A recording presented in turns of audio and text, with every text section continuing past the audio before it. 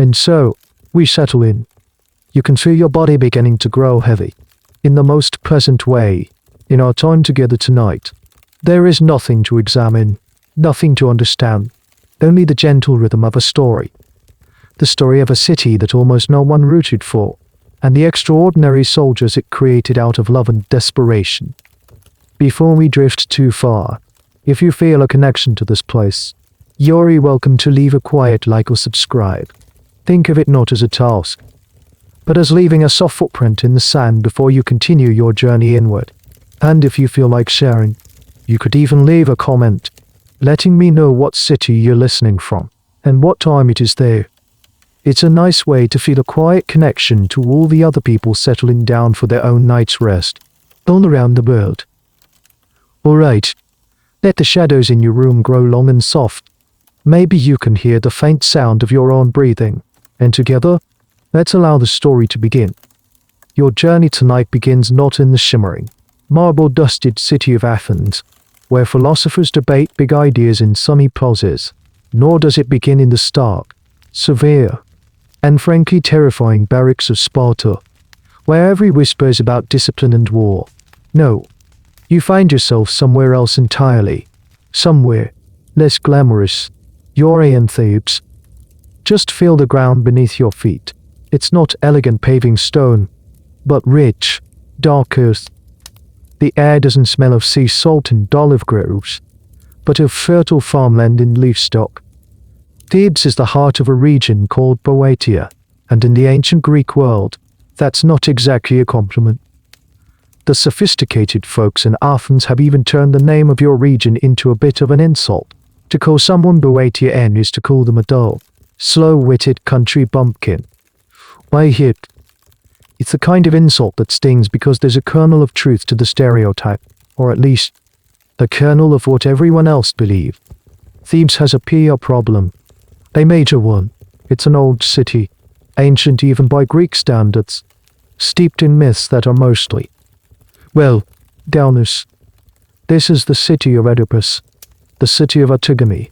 It's a place associated with tragedy, family curses, and just generally bad vibes. While Athens was building the Parthenon and inventing democracy, Thebes was the setting for stories that made everyone feel deeply uncomfortable. And then there's the political baggage. You can feel it in the way people from other cities look at you. A generation or two ago, when the great Persian Empire invaded Greece, threatening to extinguish the flame of Western civilization before it had truly even started, Sparta and Athens lead a heroic defense, and Thebes chose the other side. They made eyes, as the saying goes, siding with the Persian invaders. Historians still argue about this, their debates echoing down through the centuries into our quiet room tonight. Was it a cowardly betrayal of their fellow Greeks, or was it a smart, pragmatic move for a city caught between a rock and a hard place, trying to avoid being utterly flattened by the Persian war machine? The Thebans would argue it was the latter. They'd say they were just trying to survive. But in the grand, heroic narrative of the Persian Wars, Thebes was cast as the villain, or at best, the collaborator, and that reputation, like the mud on your sandals, is hard to shake off. So here you are, in this city with a chip on its shoulder. It's wealthy, yes. These fertile plains make it rich. But it's a quiet, agricultural wealth, not the flashy commercial riches of Athens or the stark military glory of Sparta. You walk through the streets, and the buildings are sturdy, practical, but lack the breathtaking artistry of the Acropolis. The people are strong and well-fed, but they don't carry themselves with the arrogant swagger of a Spartan warrior or the intellectual confidence of an Athenian citizen. There's a defensiveness here, a deep-seated feeling of being misunderstood, underestimated, and disrespected. You can almost feel the collective sigh of the city. To the south, Athens, the brilliant, creative, democratic superstar. To the west, Sparta, the ultimate military machine. A city-state where every citizen is a cog in an engine of war, feared and admired by all. And then there's Thebes, the awkward middle child, The one with the embarrassing past. A city that, if this were a high school movie, would be the big, quiet kid in the corner who everyone assumes is a bit slow, but who might just be capable of incredible things if someone, or something, finally gave them a reason to stand up. It's in this simmering pot of resentment and quiet pride, in this city that has grown tired of being the punchline, that the most unusual of ideas is about to be born.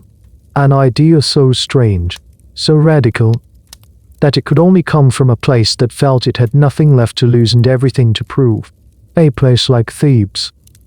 That simmering resentment needs an outlet, a focus. And you find it, not in a public square, but in a quieter, more serious room. Perhaps it's a council chamber. The air thick with the smell of olive oil from the lamps, casting long, dancing shadows on the walls.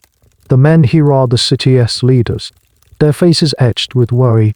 They are talking about the one subject that haunts every city in Greece. They are talking about Sparta. Sparta is more than a rival. It's a nightmare, an unsolvable military problem. Their soldiers are the best in the world, and everyone knows it. How do you fight an army that has been trained to feel no fear? To value death in battle above all else? How do you break a phalanx of men who have been companions in arms since they were children? The conventional wisdom is, you don't. You try to avoid them. You hope they don't turn their attention towards your fields and your homes. But Thebes is tired of hiding, tired of being second best. And in this room, you hear a voice cut through the despair. It belongs to a man named Georgidas, a respected statesman and military commander. And the idea he proposes is so outside the box that, for a moment, the room falls completely silent. He doesn't suggest a new type of spear, or a thicker shield, or a clever new formation. He suggests a new type of soldier, or rather, a new way of binding soldiers together. He starts with a simple observation, one that everyone in the room understands. In the chaos of battle, a soldier's worst fear isn't just death. It's cowardice. It's running while your comrades stand and fight. The bond between soldiers is what holds the line. So Georgidas asks, what is the strongest bond between two people? You can see the gears turning in the minds of the other men. The bond of family, the bond of citizenship. No, Georgidas pushes further. He talks about love, not the abstract love for one city, but the real, tangible, and sometimes messy love between two individuals. The kind of love that makes you want to be the best version of yourself. The kind of love that would make you throw yourself in front of a spear without a second thought. And then he says it, the plan, to form an elite corps, a special unit of 300 men, not just 300 random soldiers, but 150 specific pairs, each pair bound by vows of love. An army of lovers. Let that sink in for a moment, just as it's sinking in for the men in that room. It's a plan that sounds, at first, like it was cooked up after one too many cups of wine. It seems sentimental, unmilitary, and yet, the more you think about it, the more a strange and powerful logic begins to emerge. This was just about abstract romance in ancient Greece, particularly in the aristocratic and military circles of a place like Thebes. A structured relationship between an older man and an adolescent youth was a recognized institution. The older man, the Aristus, was meant to be a mentor, guiding his younger beloved, the Eromenos, in matters of politics, philosophy, and rule. It was an educational, social, and deeply emotional bond. Georgidas' genius was to take this existing social structure and weaponize it. Imagine dynamic on the battlefield. The younger soldier, eager to prove his worth, fighting with reckless bravery under the watchful eye of his lover and mentor. The older soldier, filled with protective instinct and a teacher's pride, fighting with the strength of two men to keep his partner safe. Who would be the first to run? To show a moment of weakness, when the person they valued most in the world was fighting right beside them. Who would fail to live up to the heroic image they decultivated in their lover's eyes. It was, in its own way, the ultimate psychological armor. Now, historians who spend their lives studying these things still debate Georgidas's full motivation. Was this purely a tactical innovation? A brilliant piece of military psychology designed to create the ultimate shock troops? Or was it also a profoundly clever political move? By recruiting these pairs from the city's most influential circles, you are creating a unit whose loyalty to each other, and by extension, to the state that sanctions their bond, is absolute. You're forging a 300-man political military bloc at the very heart of your city, immune to bribery or shifting allegiances. It was a way to make love a pillar of the state. This wasn't an entirely new idea out of thin air. There were stories of other armies where pairs of lovers fought with great distinction, but those were happy accidents. What Georgidas proposed was to make it the entire point, to build a regiment from the ground up on this one powerful, emotional principle. They would be a special force, funded by the city, quartered together in the citadel. They would be called the Sacred Band. Sacred, because the vows between them were as holy as any vow made to a god. In the quiet of that lamplit room, you see skepticism melt into a kind of cautious excitement. It's a gamble, a huge one. But Thebes is a city of gamblers right now.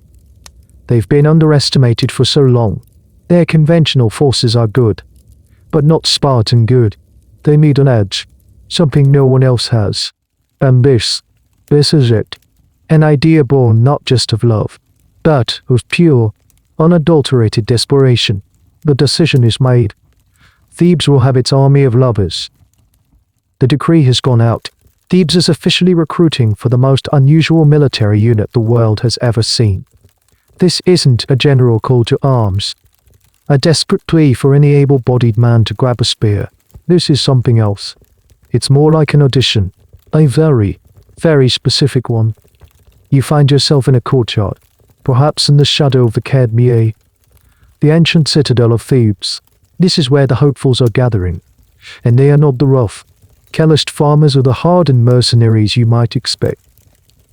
These are the sons of Thebes' best families. You see it in the quality of their tunics, the quiet confidence in their posture. They are young, most of them, in the prime of their lives, exuding an aura of health and privilege. Georgidas himself is overseeing the process, and he's not just looking for the biggest muscles or the fiercest scowl. His gaze is more discerning. He's a talent scout for the heart. He walks through the pairs of men who have presented themselves, and you can see him observing the subtle things, the way a glance is exchanged, the unconscious way one man stands slightly closer to another, the blend of pride and protectiveness in an older man's eyes as he looks at his younger companion. This is the central mystery of the band's formation, a point that historians can only speculate on. How did you verify the love that was the sole entry requirement? There was no form to fill out, no test to take. It seems it was based on reputation, on public acknowledgement. These were not secret, hidden relationships. In the elite society of Thebes, these bonds were known, and Georgidas was selecting the most renowned and respected pairs. He's looking for a very specific dynamic. The Aristus, the older lover, is typically in his 20s or early 30s. A Chias already a citizen, a voter, a man with some experience in the world. The Hieromenos, the beloved, is in his late teens, on the cusp of manhood. He is beautiful. Yes, but it's a beauty that signifies potential, the promise of the great man he will become. Their relationship is a cornerstone of their public identity. You watch as one pair steps forward. The older man, let's call him Lycidas, speaks for them both. His voice is steady. He recounts his family's service to Thebes, his own reigning.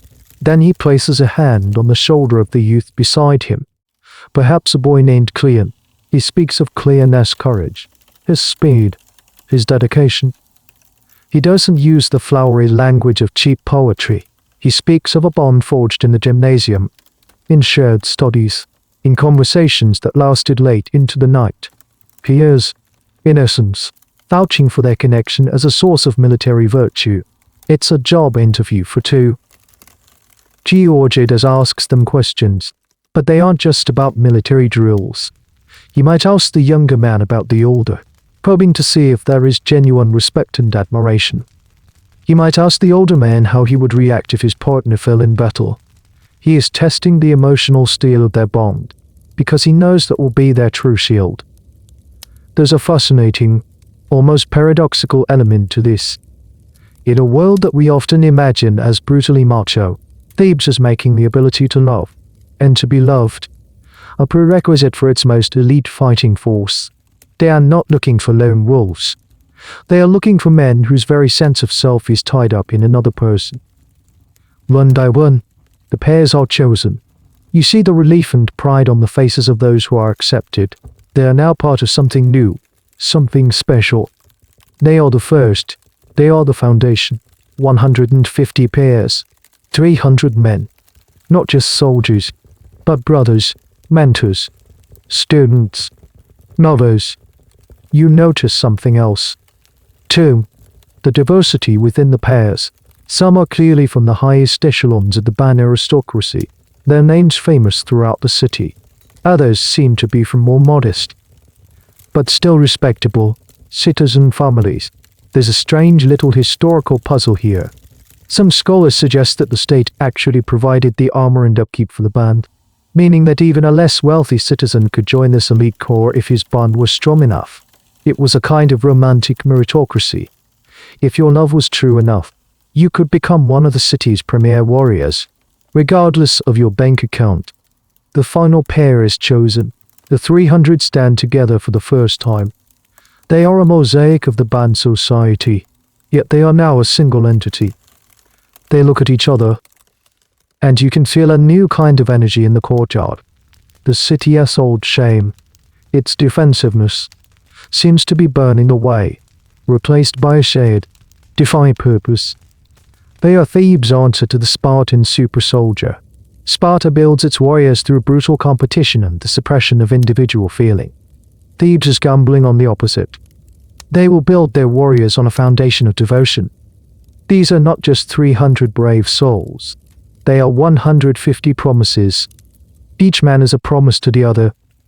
I will not falter. I will not flee. I will protect you, and I will make you proud. Standing here, in this dusty courtyard, you are witnessing the birth of a legend, the forging of the Sacred Band. The selection process is over. The promises have been made. Now, the real work begins. And if you think this is going to be your standard Greek boot camp, endless drills of pushing shields and marching in formation, you're in for a surprise. The training of the Sacred Band is as unique as its recruitment. You follow the 300 men as they are led to their new home, a dedicated barracks on the Cadmea, the fortified acropolis that serves as the heart of Thebes. This is a significant detail. They are not billeted with the regular army. They are set apart, both physically and symbolically. Living here, at the city's sacred center, constantly reminds them of their special status and their duty. The morning begins, as you'd expect, with grueling physical exercise. You watch them in the training yard. The sun beating down on their bare backs. They are wrestling, running, honing their skills with the spear and the short sword. The sound is a symphony of effort, the thud of feet on packed earth, the clang of bronze on bronze, the sharp grunts of exertion. And in all of this, you see the pairs working together. They are not just training as a unit of 300, but as 150 interconnected fighting cells. When one man practices his spear thrusts, his partner is there, not just as a passive observer, but as a coach, a critic, a cheerleader. Know your shoulder. You might hear one say, quicker on the recovery, another advises. There's an intimacy to their training that other units lack. They know each other's strengths and weaknesses better than anyone. They know when to push and when to offer a quiet word of encouragement. But the physical training is only half of it. In the afternoons, when the heat is at its most intense, you find them somewhere else, not napping, but gathered in a shaded portico. Listening, their instructors now are not grizzled drill sergeants, but philosophers and rhetoricians. This is the part of their education that Athens would have approved of, but with a uniquely the band twist. They aren't just debating the nature of the ideal state or the meaning of justice in the abstract. The lessons are pointed, practical. They discuss the nature of courage, of honor, of sacrifice. What does it mean to be a hero? What is the duty of a citizen to his city? What is the nature of the bond that holds them together? They are being given the intellectual and moral framework to understand why they fight. They are soldiers, yes, but they are also being trained as exemplars of a civic ideal. And here you stumble upon a truly strange and wonderful little detail of their life. That the bands were famous throughout Greece for their love of music and dance, something the stern Spartans would have found laughably frivolous. But for the Sacred Band, it was part of the curriculum. You might see them, these elite, hardened warriors, learning intricate choral dances. Historians have puzzled over this. Was it simply a cultural habit? Or was it something more? Think about it. A complex choral dance requires perfect timing, an awareness of everyone around you, the ability to move as one harmonious body. It's the art of the phalanx, expressed through music. It's training for coordinated movement, disguised as art. Even their downtime is different. In a typical Greek barracks, soldiers would spend their free hours gambling, drinking, and telling crude jokes. There is surely some of that here, but you also see something deeper. You see pairs sitting together, quietly talking. You see an older man helping his younger partner with a difficult passage from a scroll. You see a shared meal that feels less like a military mess hall and more like a family dinner. The entire system is designed to blur the lines between their public and private lives. Their love for each other is not something to be hidden or left at the barracks door. It is the very fuel of their profession. The state is actively nurturing it. This creates a powerful feedback loop. Their bond makes them better soldiers. Being better soldiers brings them honor and glory. That honor and glory, in turn, reflects back on their relationship, making it a source of immense public pride. Scholars still debate how formally this was all structured. Was there a specific, written-down training manual for the Sacred Band, or did it evolve more organically under Georgiadas's leadership? The evidence is sparse, leaving us to piece together the picture from scattered remarks in ancient texts.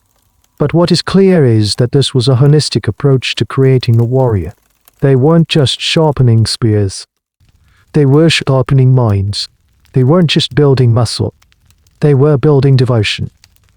This boot camp is forging a new kind of alloy. It's blending the fierce martial prowess that Sparta celebrates with the emotional and intellectual depth that Athens prizes.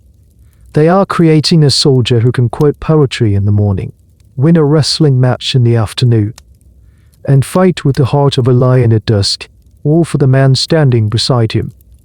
It's a combination that Greece has never seen before, and as you watch them, you get the sense that the world is about to find out just how powerful that combination can be.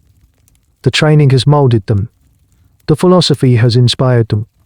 But what truly defines the Sacred Band is their life together. Step out of the bright, dusty training yard and into the relative cool and quiet of the barracks on the Cadmea. This is their world. A space that is part military installation, part monastery, and part home. The air inside is thick with the scent of lived-in reality. Worn leather, polished bronze, olive oil, and the faint, human smell of 300 men living in close quarters. It's a space of shared existence. And the whispers you hear are not of rebellion or complaint, but of the mundane and profound details of their lives. You see them going about their daily routines. A younger man meticulously polishes the bronze cuirass of his partner, his brow furrowed in concentration. It's not a chore done under orders. It's an act of care. The gleam on that armor might be the very thing that deflects a killing blow. Nearby, an older soldier is carefully mending a tear in his beloved tunic. These are small, domestic acts, yet they are woven into the very fabric of their military readiness. This is where the theory of the band becomes reality. You see the 150 pairs functioning as the core units of this society. They share sleeping quarters, a small, intimate space within the larger communal one. They eat together, their heads bent in quiet conversation amidst the general clamor of the mess hall. They are two halves of a single whole. This constant proximity builds a unique kind of non-verbal communication. You see it when they are cleaning their equipment or preparing for a drill. A raised eyebrow, a slight nod, a half smile. A whole conversation can pass between two of them without a single word being spoken. This is the kind of telepathy that develops between people who share everything, and you realize this will be their secret weapon in the chaos of battle. When the noise is deafening and orders can't be heard, they will still be able to read each other, to anticipate, to react as one. What was the emotional texture of this life? It's a question that hovers in the air, one that modern minds struggle to grasp and historians can only sketch. Our modern categories of love and friendship don't quite fit. The relationship was hierarchical, yes, the mentor and the student, but it was also deeply affectionate. It was public, a source of status, yet intensely private. You might stumble upon a scene that captures this complexity. In a corner, an Aristes is quizzing his Iromenos on Homer, their fingers tracing the lines on a papyrus scroll. It's an educational moment. But then the lesson ends, and the older man's hand rests for a moment on the younger man's shoulder, a gesture of simple, profound affection. It is both a lesson and a love scene, seamlessly intertwined. Of course, it can't have all been perfect harmony. Imagine the tensions, the jealousies. What happens if one partner feels the other is not living up to his potential? What if a younger man's eye is caught by someone else? The ancient sources are silent on this, on the drama of the barracks, but it must have existed. These were human beings, not idealized marble statues. Perhaps the most interesting historical debate is not about their military success, but about how they managed these internal emotional conflicts. Was there a formal process for dissolving a pair if the bond broke? Could a soldier find a new partner? Or was the vow, once made, a lifelong commitment, for better or for worse? The silence of the texts on this subject is maddening, leaving it to our imagination. Here's a peculiar detail that hints of their unique status. The Sacred Band was sometimes referred to as the City Band, because their maintenance was paid for directly from the public treasury of Thebes. This was highly unusual. In most Greek city-states, a citizen soldier, especially a hoplite, was expected to pay for his own expensive armor and weapons.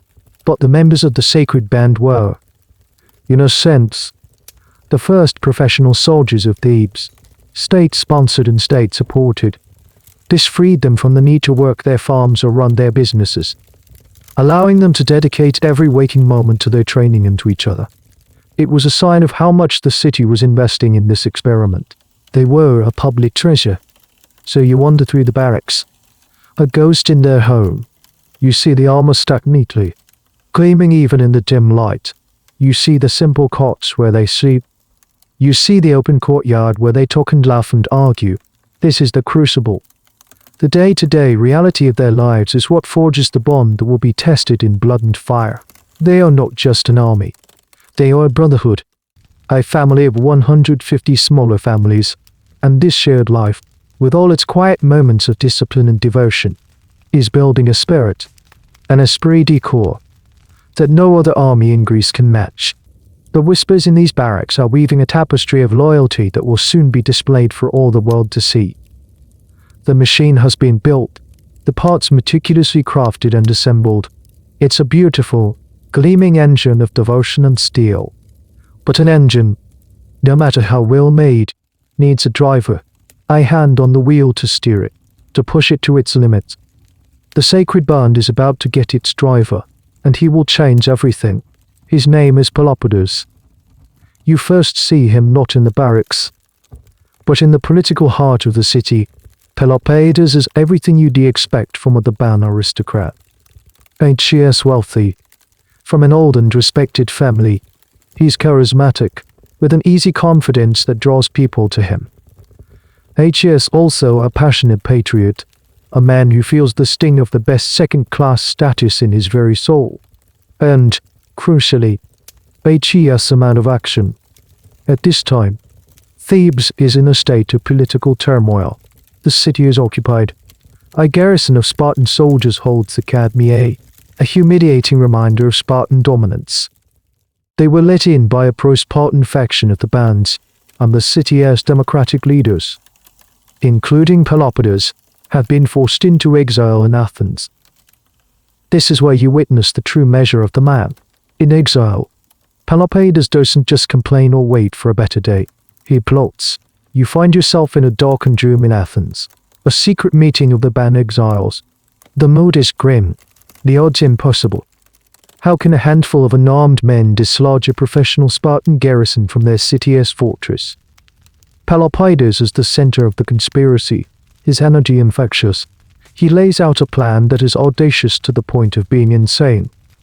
He and a small group of co-conspirators will sneak back into Thebes, disguised. Disguised as what? As farmers, you hear someone suggest. No, Pelopidas counters. Too obvious. They will go disguised as hunters, with their dogs, to allay suspicion.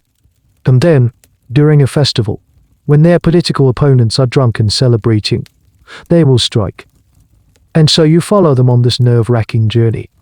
You see Pelopidas, this wealthy nobleman, dressed in the rough clothes of a commoner, his face grim with determination. They succeed in entering the city. They coordinate with their allies inside. And then comes the night of the attack. You are a shadow in the room as the assassins, led by Pelopidas, burst in on the pro-Spartan leaders and eliminate them. Then, they rally the citizens of Thebes, storm the Academy, and, with the help of the main Athenian army that was waiting for the signal, they force the Spartan garrison to surrender. Thebes is free. It is a stunning victory, a moment of high drama that makes Pelopidas a city-wide hero overnight. And it is this man, this proven warrior and liberator, who is now given command of the Sacred Band. His arrival in the barracks is like a jolt of electricity. Georgidas was the architect, the Sultan. Pelopidas is the inspirational field commander. He has a natural rapport with the soldiers. He understands them. One of the most famous stories about him, passed down by the historian Plutarch, claims that Pelopidas himself was a member of a devoted pair in his youth, and that he fought to defend his beloved in a desperate battle. Historians debate whether this story is literally true, or if it's a later invention to perfectly match the man to his command. But either way, it shows that he was seen as someone who embodied the very ethos of the band. Under Pelopidas, the training of the band intensifies. He is a demanding leader, but a fair one. He fights alongside them in drills, sweats with them, eats with them. He doesn't command from the rear. He leads from the front. He transforms them from a special ceremonial unit, a sort of citadel guard, into a rapid reaction force, the tip of the band spear. You can see the effect he has on the men. He gives their devotion a sharp, military focus. It's no longer just about protecting each other. It's about using that bond to achieve specific tactical objectives. He is the one who refines their purpose. They are not just to be the best soldiers in Thebes. They are to be the best soldiers in Greece. Their mission, to break Spartan power. There's a strange but revealing little tidbit about Pelopidas' personal life that gives you insight into his character. Despite his immense wealth, he lived a simple life. He gave away much of his money to the poor, believing that a leader should not be insulated from the people. When a friend told him he should be more careful with his finances, Pelopidas supposedly pointed to a blind and crippled man and said, "Money is necessary for him," implying that for a man of action like himself, his reputation and his sword were his true assets. This is the man who now holds the fate of the Sacred Band in his hand. A charismatic, daring, and surprisingly selfless leader. He is the catalyst who will take the raw potential of the 300 and turn it into a weapon. Thebes has its elite unit. Now, thanks to Pelopidas, that unit has a soul and a sharp point. The quiet whispers of the barracks are about to be drowned out by the roar of battle. Every great hero needs a partner. Every charismatic man of action needs a brilliant mind to shape his path. Peloponnesus is the sword of Thebes, sharp and deadly, but a sword is only as effective as the hand that wields it. Now, you meet the hand. His name is Epaminondas, and he is about to change the rules of war. You find him not in the training yard, but in a quiet room, surrounded by scrolls and geometric diagrams drawn in the sand. At first glance, Epaminondas is the opposite of his friend Pelopidas. Where Pelopidas is impulsive and fiery, Epaminondas is calm, deliberate, and philosophical. He comes from an old but impoverished aristocratic family. He has no interest in wealth. His passion is for knowledge. He is a student of Pythagorean philosophy, fascinated by mathematics, music, and the underlying structure of the cosmos. He seems more like a professor than a general. You see him in conversation with Pelopidas. They are the ultimate power couple of Thebes. Though their bond is one of deep, platonic friendship, they complement each other perfectly. Pelopidas bursts into the room, full of passion and fury about the latest Spartan outrage. Epaminondas listens patiently, his head tilted, and then, with a few quiet words, he reframes the problem, points out the hidden weakness, suggests a new angle of attack. Pelopidas is the engine, Epaminondas is the map and compass. His genius is not in creating new weapons, but in seeing the battlefield as a geometric problem. For centuries, Greek warfare had been a tragically simple affair.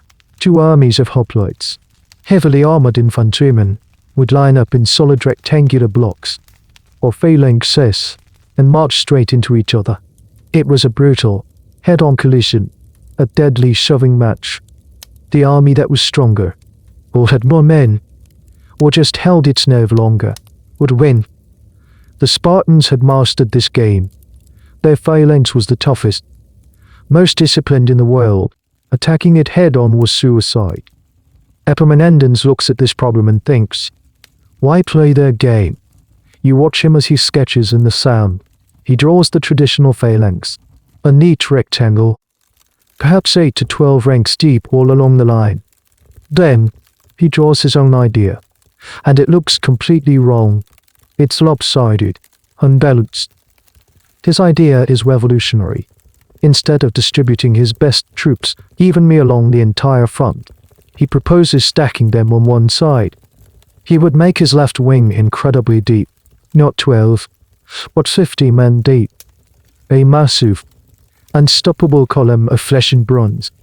The rest of his battle line, the center and the right, he would make deliberately weaker in center, and he would have them advance slowly, or even at an angle, refusing to engage the enemy directly. The plan is to turn the entire battle into a single, decisive point of impact, his 50-deep column, with the elite Sacred Band at its very tip as the point of the spear, would smash into the Spartan right wing, where the Spartan king and his best troops traditionally fought. It's a classic military principle, concentration of force, but no one in Greece had ever thought to apply it with such radical asymmetry. It's like turning a battle line into a giant hammer, with all the weight focused in the head. The most debated aspect of Epaminondas' career is where he got these radical ideas. Was he a lone genius? A military Leonardo da Vinci who simply invented modern tactics from scratch? Or was he a brilliant synthesizer, taking ideas that were already floating around? The use of reserve, the importance of cavalry, the targeting of the command structure, and combining them into one coherent, devastating system. Military historians love to argue about this. They point to earlier, smaller battles where similar tricks were tried, but no one had ever put it all together on such a grand scale, with such a clear philosophical underpinning. You see him explaining this to the other band commanders. They are skeptical. It goes against everything they know about hoplite warfare. I weakened center. I refused flank. It sounds like a recipe for disaster. If the super heavy column on the left fails to break through immediately, the weak center and right will be enveloped and destroyed. It's an all or nothing gamble. But Epaminondas is a master rhetorician. He doesn't just give orders. He teaches. He explains the geometry, the physics, The psychology. He convinces them that the only way to beat an unbeatable system is to refuse to play by its rules. And he has Pelopidas, the city's hero, by his side, nodding in agreement, ready to lead the charge. There's a strange but telling detail about Epaminondas that reveals his character. He was once put on trial by his political enemies in Thebes on a capital charge, instead of a normal defense. He simply recounted his military victories for the city and told the judges that they could execute him. But they must inscribe on his tombstone that he was killed against his will by the Thebans, for having compelled them to defeat the Spartans, whom they had not dared to face before. The charges were, of course, immediately dropped. It shows a man with an unshakable confidence in his own worth and a flair for theatrical, intellectual mic drops. This is the mind that will guide the sacred band. They are the instrument, perfectly tuned. Pelopidas is the musician, full of passion and fire. But Epaminondas is the composer. He is writing a new kind of music for the battlefield, a symphony of violence that will be performed on a field called Leuctra, and it will bring the entire Spartan world crashing down. Before a great orchestra makes its debut at the Grand Concert Hall, it often plays a smaller, more intimate venue, a trial run, a chance to work out the kinks and prove that the music works. The Sacred Band, with Pelopidas at the baton and Epaminondas' radical score in hand, is about to have its trial run. The place is a small, insignificant town called Tegira. You find yourself on the march, but the band force is not large. Just the 300 members of the Sacred Band and a small supporting cavalry detachment. Pelopidas is leading them on what is supposed to be a surprise raid against Archomenus, a nearby town allied with Sparta. It's a bold but relatively minor operation. The mission, however, goes wrong as they approach the town. They get word that a much larger Spartan army has just been dispatched to reinforce it. The element of surprise is lost. The mission is a failure. A sensible commander would order a retreat, melt back into the hills, and live to fight another day. But Pelopidas is not always a sensible commander, and retreating is not in the Sacred Band's vocabulary. As they begin to pull back, they round a bend in the road and come face to face with the Spartan relief force returning from Archomenus. The moment is one of pure, gut-wrenching shock. Your heart sinks. The Thebans are trapped. They are catastrophically outnumbered. Ancient sources, which are prone to exaggeration, give various figures, but the consensus is that the Spartans had at least 2 or 3 times as many soldiers. You can see the look on the Spartan commanders' faces.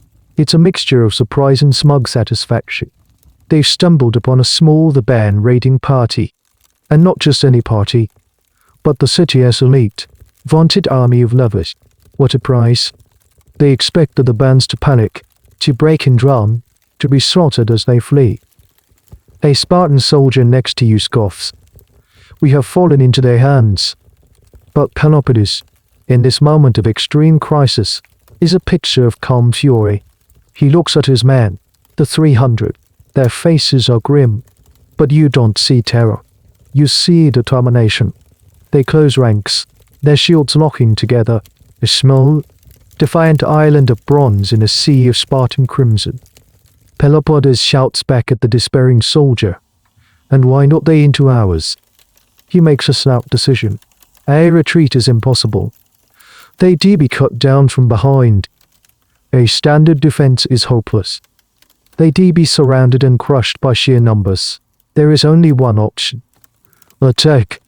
He orders the band to form a tight, dense formation, not a line but a compact block, and to charge directly at the heart of the Spartan army.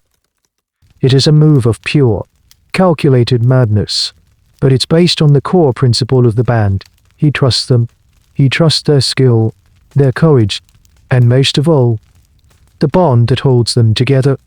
He believes that his 300, fighting for their lives and for the men beside them, can generate more focused combat power than one. Zaro Spartans who are merely fighting for another victory. You are swept up in the charge. The world narrows to the space in front of you, The sound is a roar. The band will cry. The pounding of feet. The desperate hammering of your own heart. They don't aim for the flanks. They smash straight into the center of the Spartan line. The impact is shocking. The Spartans, confident and perhaps a little complacent, are not prepared for the ferocity of the assault. The Sacred Band doesn't just push, it tears. It's a living wedge, driven by love and desperation, and it punches a hole straight through the Spartan phalanx. The fighting is brutal, face to face, a whirlwind of stabbing spears and screaming men. You see pairs fighting back to back, a seamless dance of death, covering each other's blind spots, their movements perfectly synchronized. The Spartan commanders, men of high rank, are killed in the initial onslaught. Their line, which was supposed to be unbreakable, is shattered. Confusion turns to panic. The Spartans, for the first time in anyone's memory, are broken by a smaller, head-on infantry charge. They part like water around a stone, and the Sacred Band, miraculously, passes straight through their formation to the other side. Pelopidas, ever the pragmatist, knows they can't win a prolonged battle. He has proven his point. He has looked into the eyes of the beast and made it blink. He gives the order to disengage and withdraw, and the Spartans, shocked and leaderless, are in no condition to pursue. The bands leave the field, not with a strategic victory. They didn't take the town, but with something far more valuable. They leave with proof that the theory works, proof that 300 lovers can defeat 1,0 Spartans, proof that Sparta is not invincible. This battle, the Battle of Tegea, is a small affair in the grand scheme of Greek history, and its exact details are still debated by military historians. Was the Spartan force really that large?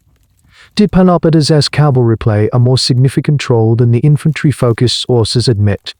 But the psychological impact is undeniable. The news spreads like wildfire throughout Greece.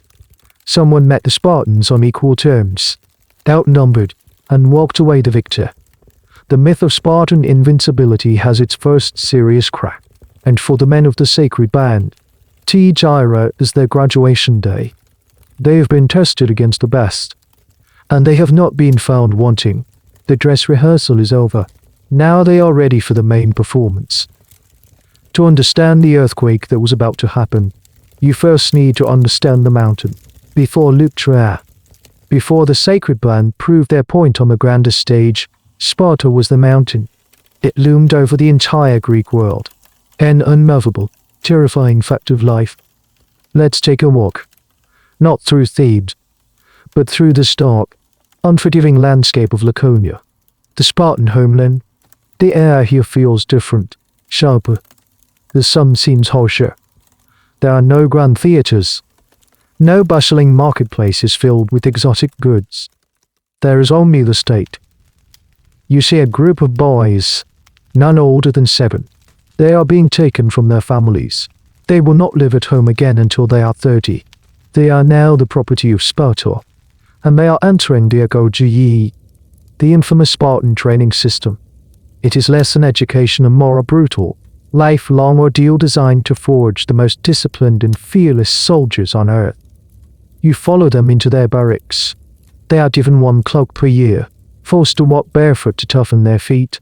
Their food is a disgusting black broth, intentionally sparse, to teach them to endure hunger and to encourage them to learn how to steal food to survive. If they are caught stealing, they are whipped savagely, not for the theft, but for the incompetence of being caught. Everything is a competition. Everything is a test. They are taught to read and write, yes, but only the basics. The real curriculum is pain tolerance, obedience, and the suppression of all emotion except loyalty to Sparta. You see boys whipping each other in ritual contests, sometimes to the point of death, without flinching. It's a system designed to strip away individuality and replace it with a collective, unbreakable will. This is the core of the Spartan myth. The idea that they were not like other men. They were a superior breed, honed by hardship into living weapons, and the myth was incredibly effective. Other Greek cities looked at the results. The Spartan phalanx, moving as one man, silent and implacable, and they were utterly terrified. You see the Spartan hoplites walking through the city. They are unmistakable.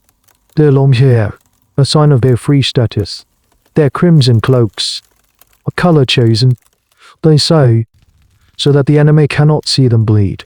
They carry themselves with an unnerving confidence. Their quiet arrogance, they don't need to boast. Their reputation precedes them. One of the weirdest and most revealing facts about Sparta is their relationship with money. They used bizarre iron rods as currency, not gold or silver coins. This made trade with other cities nearly impossible and hoarding wealth a pointless absurdity. It was a deliberate choice to keep their society pure, focused only on military virtue, free from the corrupting influence of luxury. A Spartan warrior was supposed to desire only one thing, a glorious death in battle.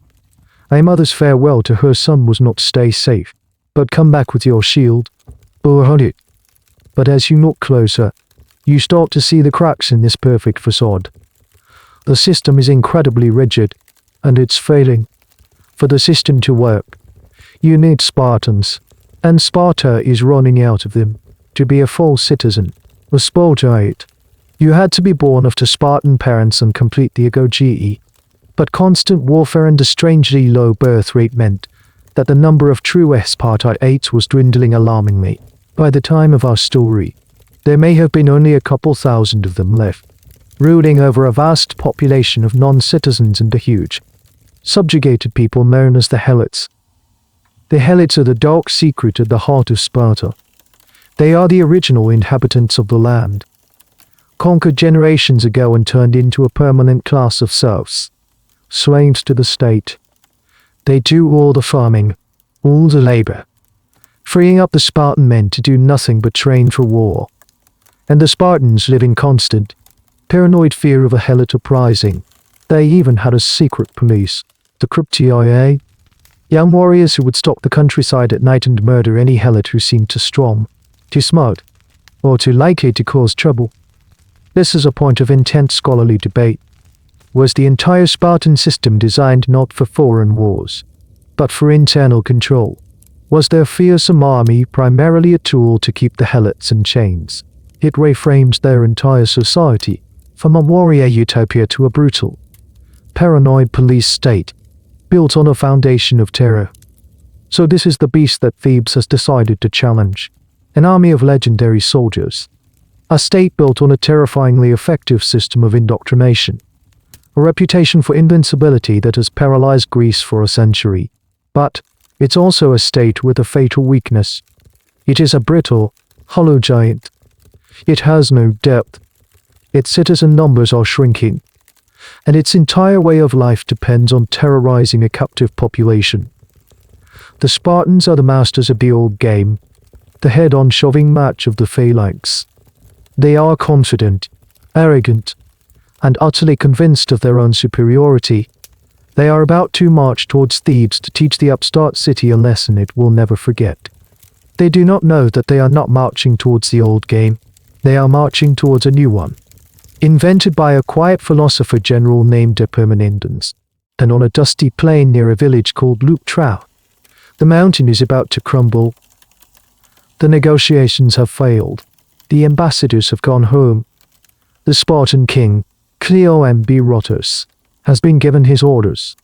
March into Boeotia and dismantle Thebes. Erase this arrogant city from the map. You find yourself on a wide, dusty plain near the small village of Leuctra. The air is tense, humming with the nervous energy of thousands of men preparing for battle. You stand with the Theban army, and you are badly outnumbered. The Spartan-led Peloponnesian League has fielded perhaps 10 or 11,000 heavily armed infantry, the hoplites, and 1,000 cavalry. On your side, the Boeotian League, led by Thebes, has only about 6 or 7,000 hoplites under slightly superior cavalry force. The odds are not good. You can see the confidence in the Spartan camp. For them, this is just another day at the office. Then, you see him, Epaminondas. He walks along the band line with Pelopidas at his side. He is calm, reassuring, but his eyes are alight with a fierce intelligence. He gathers the Boeotia and commanders, the Boeotarchs, for a final council, and this is where he unveils his masterpiece, his mad plan. He doesn't lay it out on a fancy map. He probably draws in the dirt with a stick. You watch as he sketches two rectangles. The enemy, long and uniform, then his own line, and the commander's gasp. It's completely lopsided. It's wrong. It violates every known principle of warfare. Here, Epaminondas says, pointing to the left of his drawing, here is where we will win, or lose. The entire battle will be decided on this small patch of ground. He explains that he will concentrate the bulk of his best troops on his left wing. Not the standard 8 or 12 ranks deep, but an unheard of 50, a massive, dense column of men, a human battering ram. And at the very tip of this battering ram, the first to make contact, will be the 300 men of the Sacred Band, led by Pelopidas in person. They are the point of the spear. Their job is to create the initial crack in the Spartan shield wall. One of the commanders, his face pale, points to the other side of the drawing. But, Epaminondas, what about our center? And our right? You've stripped them of men. They are dangerously thin. The Spartans will break through them in minutes. Epaminondas nods. Yes, they are thin, which is why they will not fight. Not really. He explains the second part of his insane plan. He will command the weak center and right wings to advance at an angle, trailing away from the enemy. It's a formation the Greeks called an echelon. They will move forward slowly, giving the impression of a full-out attack. But in reality, they will be refusing to engage the main body of the Spartan army for as long as possible. They are bait, a distraction. Their only job is to stay alive and look threatening long enough for the hammer on the left to do its work. It's a breathtaking gamble. Epaminondas is taking everything on a single, overwhelming blow. If the 50-deep column on the left fails to shatter the Spartan right wing quickly and decisively, the rest of the Theban army will be outflanked, enveloped, and annihilated. There is no plan B. You can feel the terror and disbelief among the commanders. This isn't war. It's geometry. It's philosophy. It's madness. Several of them argue against it, advocating for a retreat, for trying to find a more defensible position. The fate of Thebes hangs in the balance. The debate about what happened next is a classic historical what-if. The ancient writer Plutarch tells a dramatic story. Just as the commanders are about to lose their nerve, Pelopidas has a dream, or a prophet arrives, with a vision telling them that to win, they must sacrifice a red-haired maiden to the gods. Just in the nick of time, a herd of wild horses gallops by, and a beautiful red-haired filly breaks away. They seize it, sacrifice it, and the army's morale is restored. Historians are, to put it mildly, skeptical of this. It's a little too perfect, a little too convenient. Many believe it was a brilliant piece of psychological warfare orchestrated by Epaminondas and Pelopidas. A staged miracle designed to silence the doubters and steel the nerves of their troops. If your men believe the gods are on their side, they will fight twice as hard. Whatever the truth, it works. The decision is made. They will fight, and they will fight Epaminondas' way. As the army moves into this strange, lopsided formation, you get a sense of the sheer genius of the plan's psychology. The Spartans, on the other side of the field, see that the band's advancing. They see the massive column on the band left, aiming directly for their own right wing, where their king, Cleombrotus, and his elite royal guard are positioned. The Spartans are not stupid. They understand they are being challenged directly, king to king, elite to elite. It's a personal insult they cannot ignore. Their attention is completely fixed on this one point of danger. They barely notice the strange, slow, angled advance of the rest of the Theban line. Epaminondas is controlling their gaze, forcing them to look exactly where he wants them to. The stage is set. The actors are in position. The mad plan is in motion. On one side, the tried and true tradition of Spartan might. On the other, a radical, untested theory of warfare. You stand with the Sacred Band, 50 ranks of men behind you, the fate of your city resting on your spear point. The trumpets sound, and you begin to walk forward, into history. The dust kicks up around your sandals. The sun is hot on the back of your neck. Across the plain, you see the enemy, a shimmering wall of bronze and crimson, the famous Spartan phalanx. For generations, the sight of that line has been enough to make Greek armies break and run before the first spear is even thrown. But today is different. You are not in a standard phalanx. You are the tip of a dagger aimed at the heart of a king. You stand with your partner, with the 300. In front of you is Pelopidas, his eyes fixed on the Spartan right. Behind you, you can feel the immense physical and psychological pressure of the 47 ranks of the band hoplites.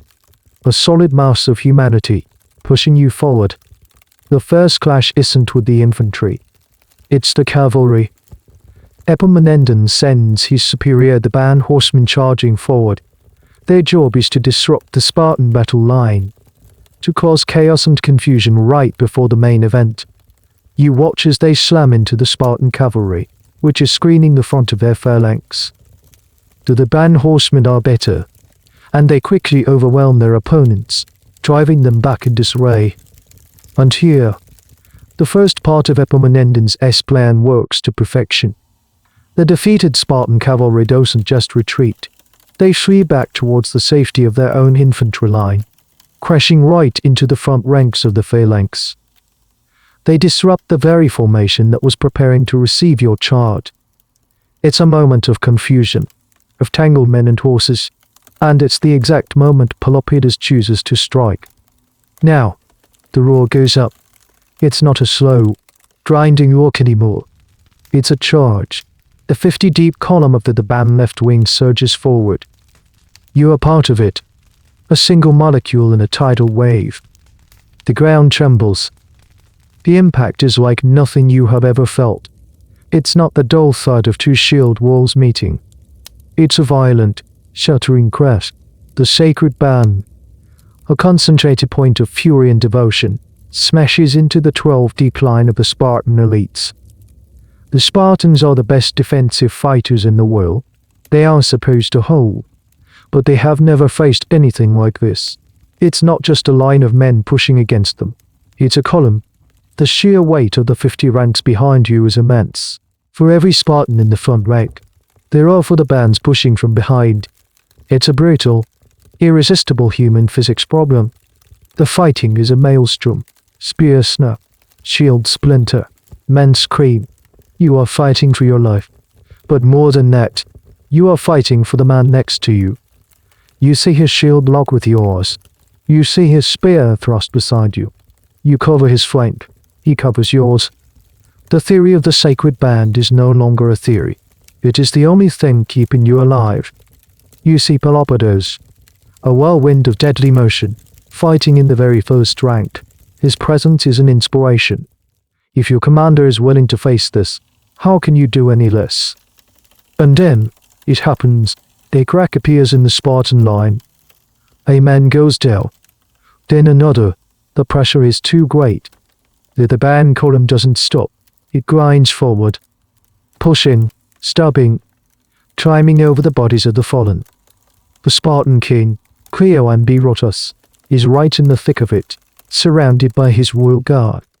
He is fighting bravely, but he is the target. The entire band assault is aimed at him. A spear finds its mark. The king falls. A gasp of horror ripples through the Spartan line. They try to recover his body, a point of honor, but the band pressure is relentless. This is the decisive moment.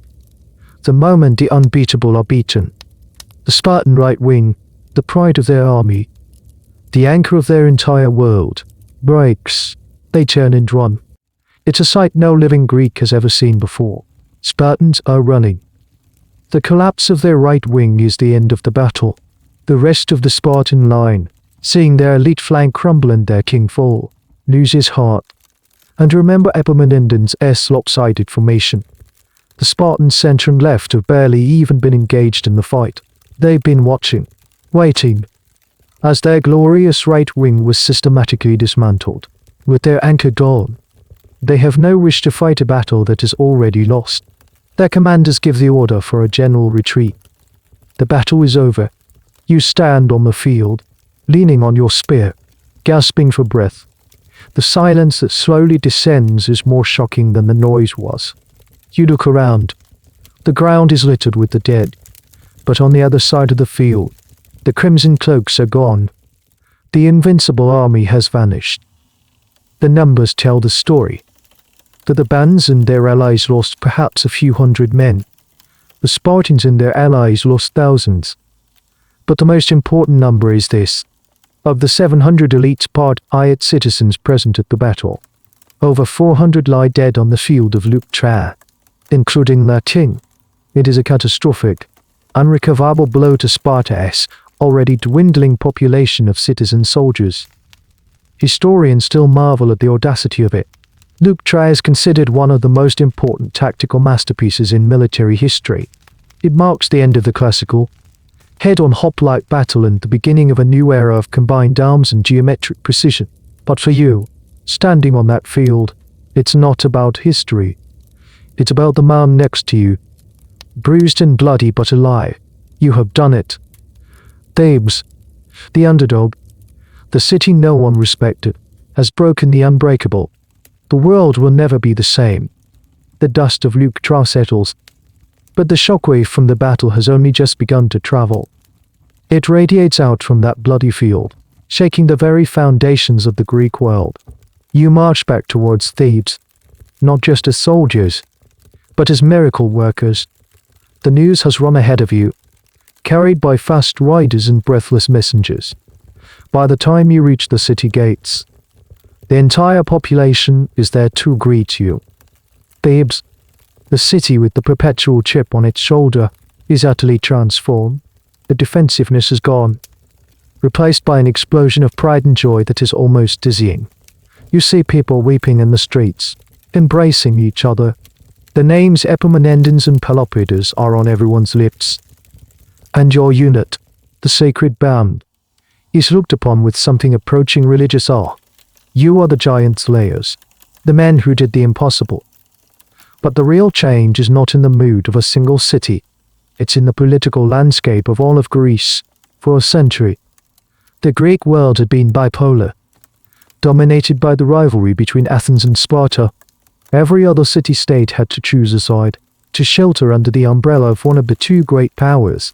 Now, overnight, that system is shattered. You can almost feel the frantic energy of diplomatic activity.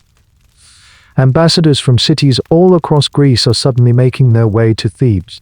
Cities that were once loyal allies of Sparta, held in line by fear, are now openly questioning their allegiance. They send envoys to Thebes, not just to offer congratulations, but to explore possibilities, to ask, "What now?" Epaminondas, the quiet philosopher, is now the most powerful man in Greece, but he doesn't use his newfound power to gloat or to punish. He uses it to reshape the map. His goal is not just to defeat Sparta, but to permanently dismantle its power structure. He wants to make sure the monster can never rise again. You see this in the delegations that arrive in Thebes. There are men from Arcadia, a region in the heart of the Peloponnese, right on Sparta's doorstep. For generations, they have lived under Sparta's thumb. Now, they see a chance for freedom. Epaminondas encourages them to form their own federation, their own league, and to build a great new capital city, Megalopolis. The great city, to serve as a fortress and a symbol of their newfound independence. It's a strategic masterstroke, creating a powerful anti-Spartan bloc in their own backyard. The implications of Leuctra are so profound that they are hard to fully grasp. Imagine a world where one superpower has been dominant for decades, its military considered invincible. Then, in a single afternoon, that military is not just defeated, but humiliated and broken by a smaller, less respected nation. All the old certainties are gone. Alliances that seemed permanent are suddenly fragile. The world is fluid, chaotic, and full of opportunity. This is the new world after Lutra. Thebes, once a political punchline, is now the arbiter of Greece's destiny. The city is flooded with new wealth and new influence. Grand new public buildings start to go up. Thebes is finally having its moment in the sun. And what of the losers? In Sparta, the news of Lutra is a death blow, not just militarily, but psychologically. Their entire identity, their reason for being, was based on their military superiority, and it has been proven to be a lie. The story goes that when the news arrived, the Spartans were in the middle of a religious festival. The city elders ordered that the festival continue, that the women not be allowed to wail or mourn in public. They tried to maintain their famous discipline, their emotional control, but it was a mask, hiding a deep and fatal wound. One of the great historical debates centers on this moment. Did Lutra destroy Sparta? Or does it merely reveal a decay that was already far advanced? Most historians today would argue for the latter. The shrinking citizen body, the over-reliance on the helots, the rigid and inflexible system, all of these were pre-existing conditions.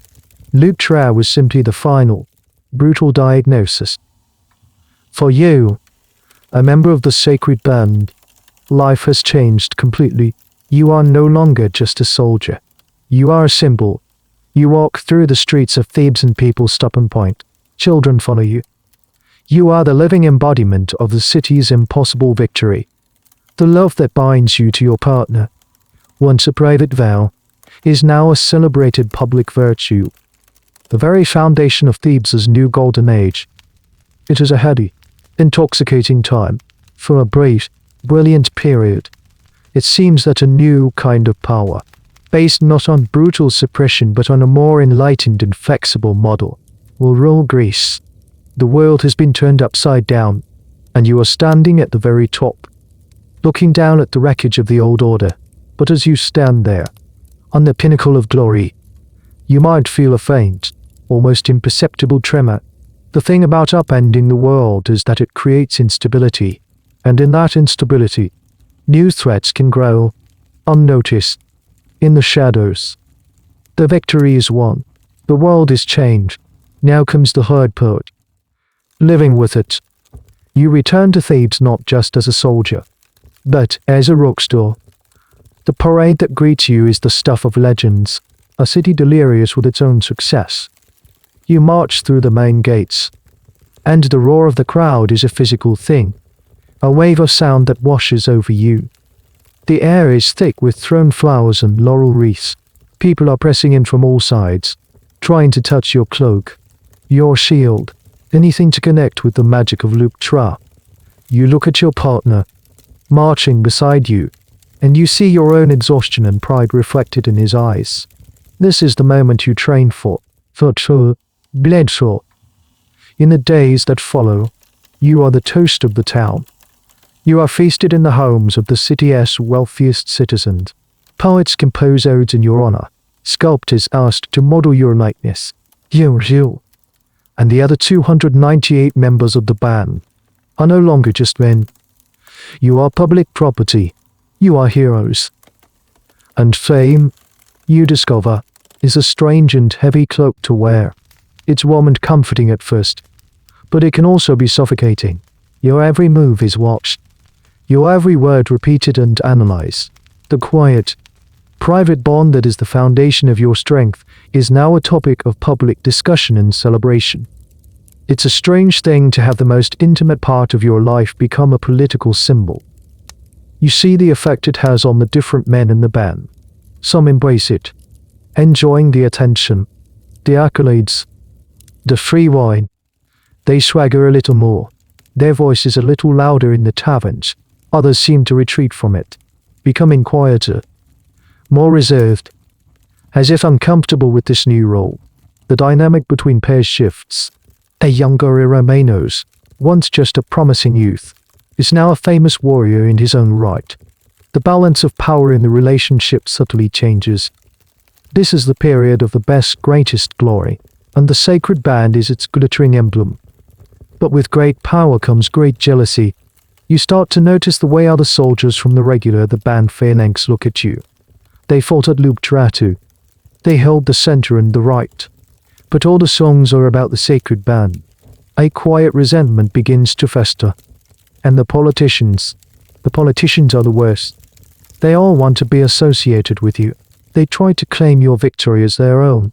Epaminondas and Pelopidas, your true leaders, do their best to shield you from this, to keep you focused on your duty, but the pressures are immense.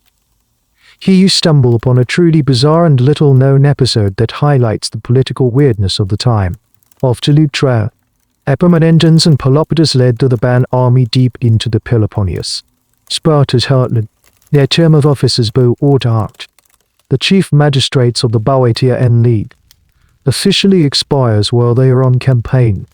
According to the band law, they should have laid down their command immediately. But they were in the middle of a critical mission, so they kept going for a few extra months to see it through.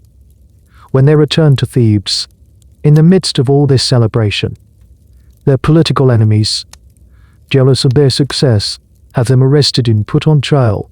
The charge, exceeding their term of office, a capital crime. It's an absurd, politically motivated attack. You, a member of the band, are in the city, watching this farce unfold. The two men who orchestrated the greatest victory in your city's history are now fighting for their lives in their own courtroom. The trial of Epaminondas is the stuff of legend, as we've heard. But Pelopidas, more hot-headed, is in real danger. He is a man who inspires great love but also great hate. It is only because of his immense popularity with the common people, and the silent, menacing presence of you and the rest of the sacred band in the background, that he is acquitted. The incident leaves a sour taste. It's a reminder that the greatest threat often comes not from the enemy without, but from the vipers within. Historians still debate the internal politics of Thebes during this period.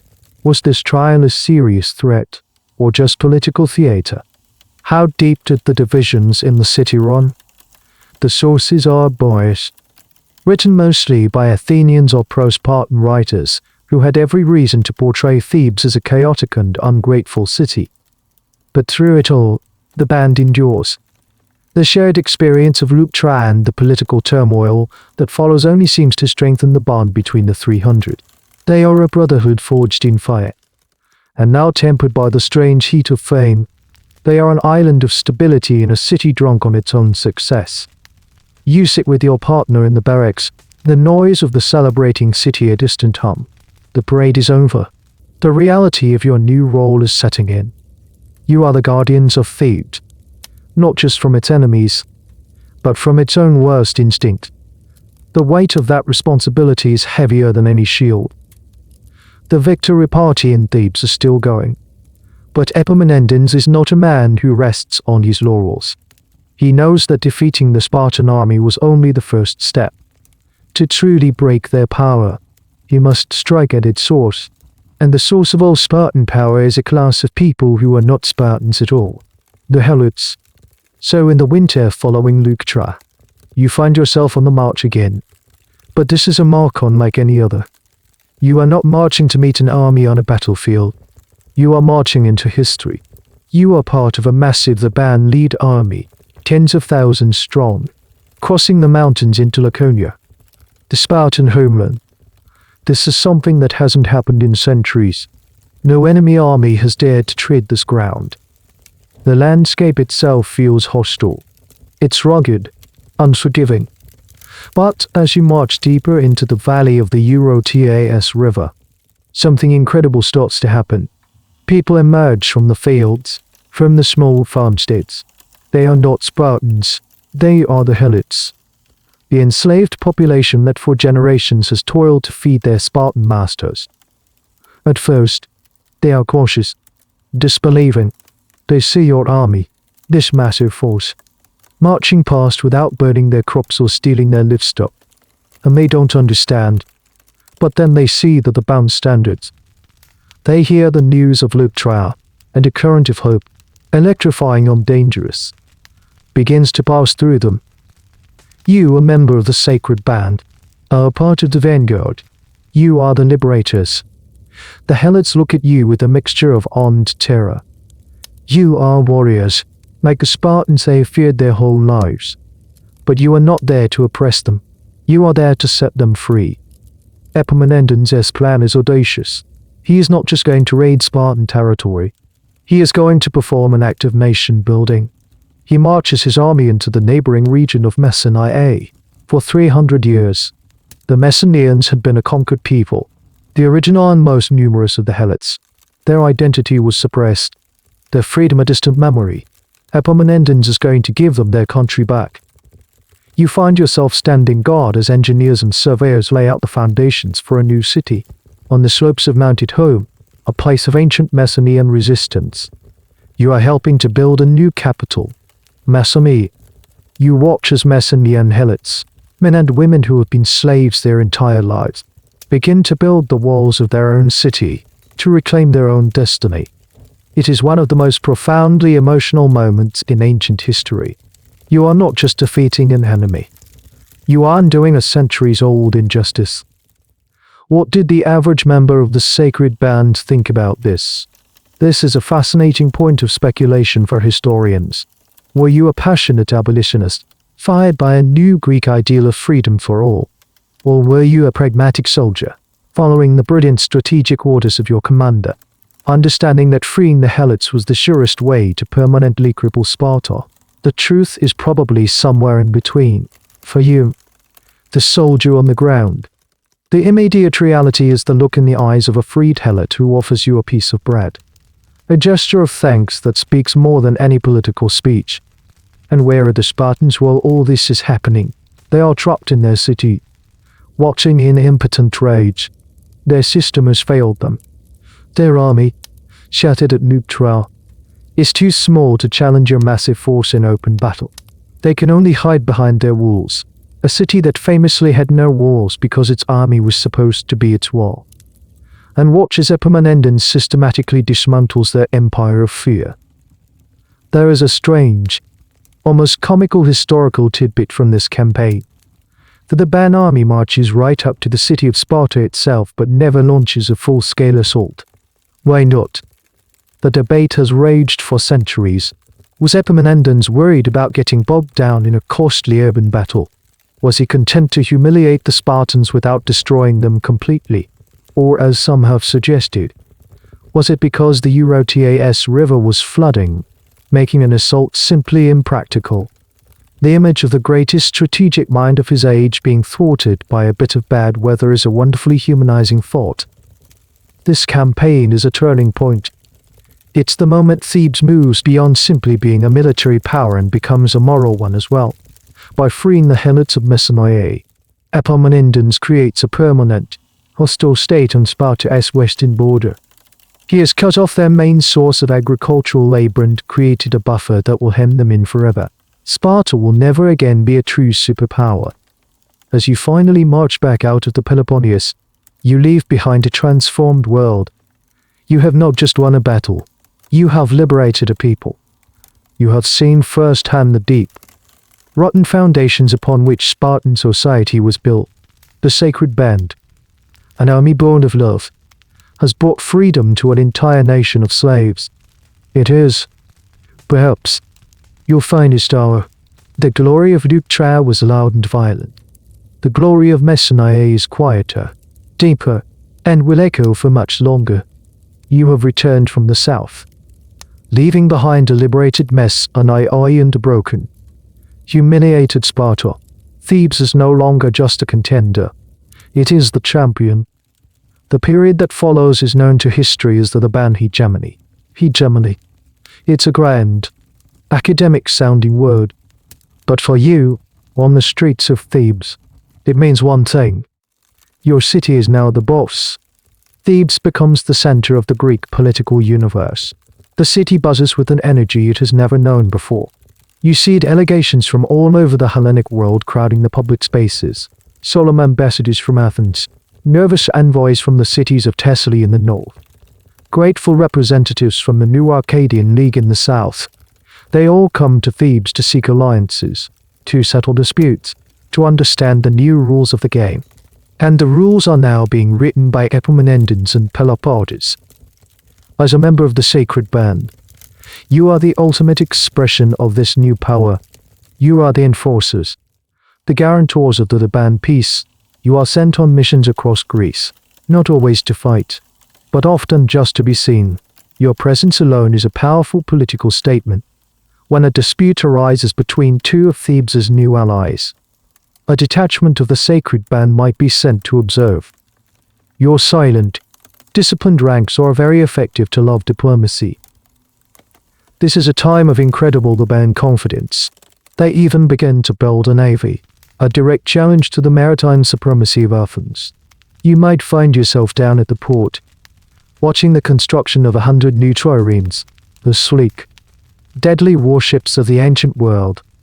It's a hugely ambitious and expensive project, a sign of a city that feels it can do anything. But hegemony is a difficult and exhausting business. You are no longer the plucky underdog fighting for your freedom. You are the establishment, the power that everyone else is beginning to resent. The very allies who cheered for you when you broke Sparta now start to look at you with suspicion. Are you a liberator, or just a new master?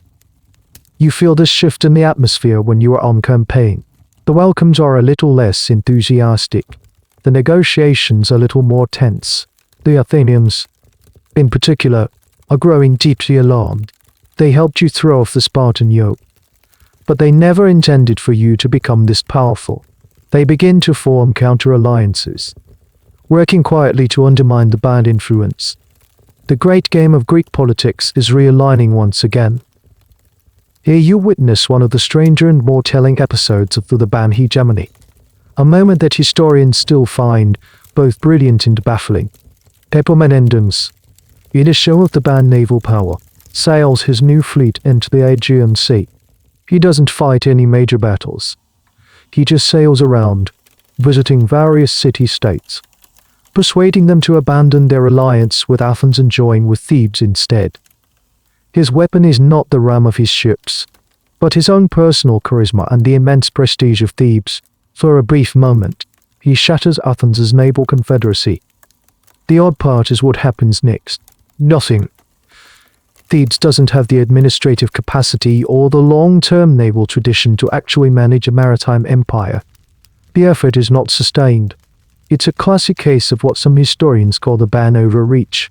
They were brilliant at winning battles and disrupting the old order, but they struggled to build a stable, lasting new one. It's much harder to govern than it is to conquer.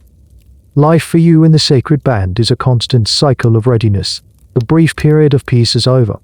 No, you are always on call, marching north to settle a dispute in Thessaly, then south to keep the Arcadians in line, then east to remind the Athenians of your strength. It is wearying. The years are passing. The men of the band are no longer the fresh-faced youths who first signed up. They are veterans, their faces lined by the sun and by the stress of constant campaigning. The original pairs are growing older together, their bonds deepened by a dozen campaigns, but also strained by the endless demands of the state. The band hegemony is a glorious, brilliant, but ultimately fragile thing. It rests almost entirely on the shoulders of two men, the strategic genius of Epaminondas and the heroic leadership of Peloponnesus. And the Sacred Band is the tool they use to impose their will on the world. As long as those two men are standing, and as long as the band is strong, the band power seems absolute. But a structure that relies on just two pillars is dangerously unstable. And in the winds of war that are constantly blowing across Greece, even the strongest pillars can fall.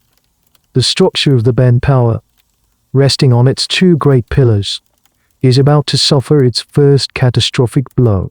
The story shifts north, to the wild, politically chaotic region of Thessaly. This is a land of powerful horse-riding nobles and constant infighting. Thebes has been trying to impose order here, to bring it under its sphere of influence. And that means dealing with a man named Alexander of Pherae. Alexander is not a philosopher king. He is a tyrant in the truest sense of the word. Brutal, ambitious, and utterly ruthless. He has been causing trouble, and Pelopidas, your charismatic commander, is sent north on a diplomatic mission to sort him out. It's supposed to be a peaceful negotiation. Pelopidas, trusting in his own fame and the diplomatic immunity of an ambassador, travels with only a small escort. But Alexander of Pherae doesn't play by the rules. In a shocking breach of all Greek custom, he seizes Pelopidas and throws him in prison. The news hits Thebes like a physical blow. The city is thrown into an uproar. Their hero, their liberator, the commander of the Sacred Band, is in a dungeon, at the mercy of a savage tyrant. It is an unbearable insult. An army is immediately dispatched to rescue him. But the campaign is a disaster. The band force is outmaneuvered by the Thessalian cavalry and forced into a humiliating retreat. For a moment, it looks like Thebes, the great tower, is helpless. But then Epaminondas takes command. He leads a second, more powerful army north. He doesn't seek a pitched battle. He uses his strategic genius to outwit and intimidate Alexander, forcing the tyrant to release Pelopidas without a fight. You are there in the camp when Pelopidas is freed. He is changed. The time in prison has hardened him, filled him with a burning, personal hatred for the tyrant who humiliated him. His usual charisma is now edged with a dark fury. He wants revenge. A year or two later, the opportunity comes. Alexander of Pherae is once again causing trouble. Pelopidas, though he is not one of the official commanders of the army, volunteers to go with the expeditionary force. He cannot stay behind. This is personal. You march north again. You find yourself at a place called Sinus Cephael, the Dog's Head's Hills. The Theban army is facing the forces of the tyrant. Just before the battle, there is a solar eclipse. The sky goes dark in the middle of the day. It's a terrifying omen, and the Theban soldiers are struck with superstitious fear. Pelopidas, however, is not afraid. He is consumed by a single-minded rage. When the battle is joined, he is not thinking like a commander. He is thinking like a man possessed. He scans the enemy lines, his eyes searching for just one man, and then he sees him, Alexander, the tyrant himself, commanding his right wing. What happens next is pure tragedy. Pelopidas loses all tactical discipline. He forgets his role as a leader, blinded by fury. He breaks from his own lines and charges, almost alone, straight for the man he despises. He screams out a challenge, his voice raw with hate. It is a moment of supreme, heroic madness. Alexander, seeing this legendary warrior charging at him like a demon, loses his nerve and retreats back into the ranks of his guards. Pelopidas plunges in after him, cutting down anyone who gets in his way. But he is one man against many. He is surrounded, overwhelmed by spears. He falls, pierced by a dozen wounds. The Theban army, seeing their hero cut down, is filled with a grief-stricken rage. They fight with a renewed ferocity and go on to win the battle decisively. But it is a victory that tastes like ash. They have won the day, but they have lost Pelopidas. You stand with the other members of the Sacred Band as his body is brought back to the camp. The grief is immense, a heavy, silent shroud over the entire army. This man was more than a general to you. He was your champion, your brother, the soul of your unit. He was the one who understood you, who transformed you, who led you to glory. The historical debate here is not about what happened, but about how to interpret it. Was Pelopidas' final charge a noble, if rushed, act of heroic passion, or was it an unforgivable dereliction of duty, a commander sacrificing his army's needs for his own personal vendetta? Plutarch, who admired him, frames it as the former, but a colder military analysis would condemn it. For the Sacred Band, the loss is incalculable. It's like a family that has lost its father. The 300 men are now an army of broken hearts. They have lost one of the two pillars that held up their world. Now, Only Epaminondas remains, and the weight of the entire the band hegemony now rests on his shoulders alone. It is a weight that no single man, not even a genius, can bear for long. The grief over Pelopidas' death hangs over Thebes like a persistent fog. The city's heroic fire seems to have dimmed, but the world does not stop. The grand, chaotic game of Greek politics continues, and the enemies of Thebes, sensing a moment of weakness, begin to stir once more. The alliances that Epaminondas so carefully constructed are fraying. The Arcadian League, which he created in the heart of the Peloponnese, has fractured. Some of its cities are now squabbling with each other. One faction, based in the city of Mantinea, has even gone so far as to re-ally itself with, of all people, the Spartans. Athens, ever the opportunist, has also thrown its weight behind this new anti-Theban coalition. It's a testament to how much the other Greek states have come to fear Thebes. They now see Sparta, their old oppressor, as the lesser of two evils. Epaminondas, the liberator, is now cast in the role of the tyrant. It is the final, bitter irony of the Theban hegemony. So, for the fourth and final time, Epaminondas must lead an army south into the Peloponnese. You are on the march again, but the feeling is different this time. The earlier campaigns were fueled by righteous anger and the thrill of victory. This one feels like a grim necessity. It's about holding things together, about trying to stop the world you built from falling apart. Epaminondas, now shouldering the entire military and political leadership of Thebes, seems more driven than ever. He attempts a series of brilliant, lightning-fast maneuvers. First, a surprise march on Sparta itself, hoping to catch the city undefended. The plan is foiled at the last minute by a Cretan mercenary who warns the Spartans. Then, a rapid cavalry raid on Mantinea, hoping to capture the city while its army is in the field. This too fails. The enemy is learning. They are adapting to his methods. Finally, he has no choice. He must seek a decisive battle on a plain outside the city of Mantinea. The two great coalitions of Greece draw up their forces. On one side, Thebes and its remaining allies.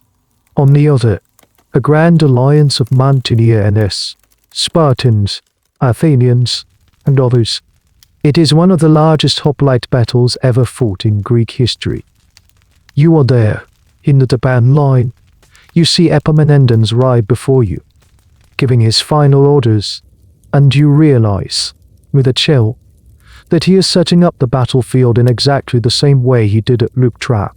He creates a massive, super heavy column on his left wing, designed to smash the enemy right. He holds back his own center and right, ordering them to refuse combat. It's the same revolutionary tactic, but will it work a second time? The enemy has seen this trick before. They know what's coming. This is a major point of debate for military historians. Was Epaminondas' repetition of his Leuctra tactic a stroke of genius? A confident belief that his method was so superior it would work even if the enemy anticipated it? Or was it a sign that even his brilliant mind had reached its limit? That he was falling back on his one great idea when a new one was needed? The battle begins. Epaminondas, like Pelopidas before him, decides that he must lead the charge himself. He places himself at the head of the great column, with you and the rest of the Theban elite right alongside him.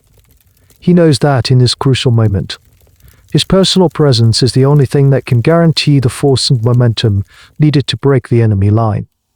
The charge is a thunderous repeat of Leuctra. The massive column slams into the allied right wing. The fighting is even more ferocious than before. The Spartans on Mantinea know what to expect, and they put up a desperate, heroic resistance. For a moment, the Theban charge seems to stall. But Epaminondas is there, a whirlwind of action, urging his men forward, pushing them through sheer force of will. He is fighting like a common soldier, his tactical genius momentarily forgotten in the bloody reality of combat. The Theban column regains its momentum. It pushes deeper. The enemy line begins to buckle. It is happening again. The tactic is working. The battle is being won. And then, disaster. In the heat of the struggle, as he is urging his men on to victory, a spear strikes Epaminondas in the chest. It is a mortal wound. He falls. His men, seeing him go down, pull him back from the front line, the spear shaft still protruding from his body. The Theban charge, having lost its driving force, loses its impetus and grinds to a halt on the other side of the field. The rest of the Theban army, following their orders to refuse combat, has not advanced. The battle just stopped. Both sides are in a state of shock. The Thebans have won the tactical engagement on the left, but they have lost their leader. The allies have been defeated at the point of attack, but the rest of their army is intact. The result is a bizarre, bloody stalemate. They carry Epaminondas to a quiet spot on the edge of the field. He is still conscious. He asks the questions. Is my shield safe? They show it to him. Have we won? They tell him that they have. Then, and only then, does he allow them to pull the spear from his chest.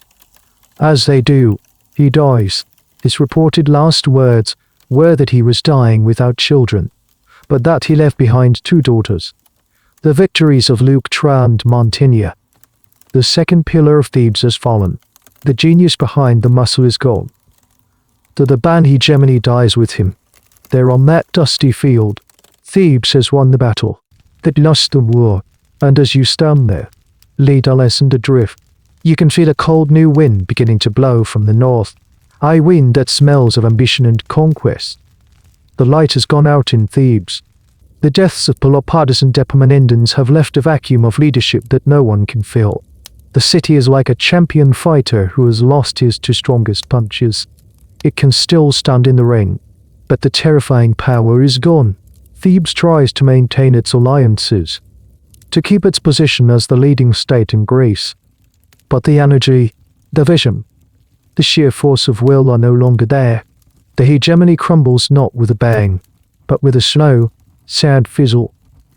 And while the great cities of the south, Thebes, Athens, Sparta, are exhausted, licking their wounds and bickering amongst themselves, your attention is drawn north, to a place that most sophisticated Greeks consider to be the edge of the civilized world. A rough, semi-barbaric kingdom of mountains and plains, Macedonia. For generations, Macedonia has been a political backwater, a place of feuding nobles, dynastic assassinations, and tribal warfare. They were considered barely Greek by the southerners. Their language is strange, uncultured dialect, but something is changing. A new king has come to the throne. His name is Philip II. And here is the great, overarching irony of the whole story. Where did Philip, this new, ambitious king from the north, learn how to be such a brilliant and revolutionary leader? He learned it in Thebes. As a teenager, Philip had been sent to Thebes as a political hostage. This was a common practice in the ancient world, a way to guarantee a treaty. A young prince would be sent to live in another city, where he would be treated with respect, but was also, essentially, a prisoner, and for 3 years. During the absolute peak of the Theban hegemony, the young Philip lived in Thebes. He was likely housed with the family of one of the city's leading citizens, perhaps even a friend of Epaminondas himself. You can imagine him, this clever, observant boy from the rough and tumble north, living in the most powerful and innovative city in Greece. HES not just sitting in his room, HES watching, HES listening, HES learning. He sees the sacred band training in the courtyard, and he understands the power of a professional, state-funded, elite corps of soldiers. He listens to the strategic discussions of Epaminondas, and he absorbs the revolutionary new tactics, the concentration of force, the use of a deep phalanx as a hammer, the coordination of cavalry and infantry, the angled advance. He sees firsthand how a well-led, disciplined army can shatter the old, rigid systems of warfare. He is, in essence, a graduate student at the University of Theban warfare, with Epaminondas as his unwitting professor. Now, Philip is back in Macedonia, and he is king, and he is applying all the lessons he learned in Thebes. But with his own brutal, brilliant innovations, he takes the raw material of his kingdom, dove, hardy mountain folk and the nobility of superb horsemen, and he begins to forge them into a new kind of army. You start to hear reports from the north, stories that are at first dismissed by the arrogant southerners. Philip is reorganizing the Macedonian infantry. H.E.S. equipping them with a new, terrifying weapon, the sarissa. It's a spear, but a ridiculously long one, maybe 16 to 18 feet in length. It's so long it has to be held with two hands. 5 phalanx of men armed with sarissa S is like a giant, unstoppable hedgehog. The first 5 ranks of men can all point their spears forward at the same time, creating an impenetrable wall of sharp points. He professionalizes his army, drilling them relentlessly. He uses the wealth from Macedonia's gold mines to pay them, making them loyal to him, not to their local lords. He perfects the use of combined arms, using his heavy cavalry, the companions, as the hammer, and his new sarissa phalanx as the anvil. He is taking all of Epaminondas's ideas and turbocharging them. Historians love to debate this connection. How much of Philip's military genius was a direct copy of Epaminondas, and how much was his own innovation? It's impossible to know for sure. But the influence is undeniable. Philip saw the future of warfare in Thebes, and now he was building it in Macedonia, on a grander and more ruthless scale. While the Greek cities to the south are still arguing about the finer points of their freedom and the balance of power, Philip is methodically conquering his neighbors, unifying his kingdom, and building a war machine unlike anything the world has ever seen. You in Thebes hear these stories. At first, they seem like a distant problem, an issue for the far north, but then Philip's influence begins to creep south. He starts to intervene in the complex politics of Greece, presenting himself as an arbiter, a peacemaker, but every time he solves a dispute, Macedonia's power and territory grows. The old lions of the south are sleeping. They don't see the true threat until it is almost too late. They don't realize that the hostage they once held, the boy who quietly watched them at the height of their power, is now coming back, and he is bringing with him all their own best tricks, perfected and sharpened into a weapon that will be aimed at the heart of Greece itself. The student is about to surpass the master. The years have passed. The glory of Luke Try is a story you tell to the younger soldiers, a fading memory of a golden afternoon. You are no longer a young warrior, eager to prove yourself. You are one of the old lions. Your hair is graying at the temples. You have aches in your joints that were not there before. You are a survivor. Many of the original 300 are gone, fallen at Mantinea, or in the dozen smaller, forgotten skirmishes that followed. The Sacred Band is still an elite unit, its ranks replenished with the best and bravest of the new generation. But the spirit is different. You are fighting to preserve a legacy, not to forge a new one. The shadow of Epaminondas on Pelopidas looms large, a standard that seems impossible to live up to. The threat from the north is no longer a whisper. It is a roar. Philip of Macedon has consolidated his power. He has swept through the regions of Thessaly and Thrace. He now stands at the borders of central Greece, and his ambition is clear. He does not want to be a partner in the Greek system. He wants to be its master. In Athens, a great orator named Demosthenes has been desperately trying to wake the Greek cities up to this danger. For years, his fiery speeches, his Philippics, have warned of the Macedonian threat. He calls Philip a barbarian, a tyrant, and wolf at the door. He urges the cities of Greece, especially Athens and Thebes, to put aside their old rivalries and unite against this common enemy. For a long time, no one listened. The old hatreds ran too deep. The thought of an alliance between Thebes and Athens, the two great rivals for power, seemed impossible. But Philip's relentless advance finally forces their hand. In a moment of sheer desperation, the two cities agree to an alliance. The old enemies will stand together. You find yourself marching out of Thebes. But this time you are marching alongside regiments of Athenian hoplites. It's a strange, surreal sight for your entire life. These men have been your rivals, your potential enemies. Now, they are your comrades in arms. You can see the suspicion in their eyes, and you are sure they see it in yours. But you are bound by a shared fear. The army that assembles is a grand coalition of the old Greek powers. It is the last great army of a free Greece. But it's a cobbled-together force. The Athenians and the bands have not fought together in generations. Their command structures are separate. Their fighting styles different. And on the other side, the new wolves, Philip's Macedonian army. They are a single, unified organism. Loyal to one man. They have been fighting and winning, constantly, for over a decade. They are hardened, professional, and utterly confident. You, as a veteran of the Sacred Band, look at the Macedonian army with a trained eye, and what you see is deeply unsettling.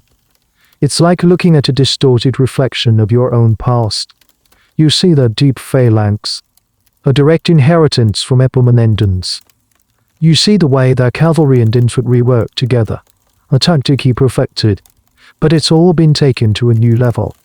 The Saracens are a terrifying innovation, and their cavalry, led by the king's own elite companions, is larger and more powerful than anything the Greeks can field. And there's another factor, a new name that is starting to be whispered in the camps. Philip's son, a teenager, a boy named Alexander. They say he is brilliant, reckless, a prodigy of war. They say he has been given command of the elite Macedonian cavalry. The two armies maneuver, each seeking a decisive advantage. The fate of Greece hangs in the balance. You feel the weight of history on your shoulders. You are fighting for more than Thebes now. You are fighting for the very idea of a free city-state, for the world that you have always known. The debate among historians is a poignant one. Was this battle already lost before it began? Were the old, bickering city-states, with their citizen militias and divided commands, simply no match for the new, unified professional army of a monarch? Or did the Greeks have a real chance to win? To push back the tide of history for one more generation? You don't have the luxury of that debate. You are standing in the ranks, your shield on your arm, your spear in your hand. You look at the men around you, the young bands, their faces a mixture of fear and determination. The Athenians, your strange new allies. You are the old lions, the veterans of a glorious past. And on the other side of the field, the young wolves are gathering, hungry for the future. The clash that is coming will not just be a battle. It will be the end of an era. The moment has arrived. The maneuvering is over. The speeches have been made. On a late summer day in the year 338 B.C., the two armies deploy for battle on a wide plain in Boeotia, near a small town called Cheronea. This field will become the graveyard of Greek liberty.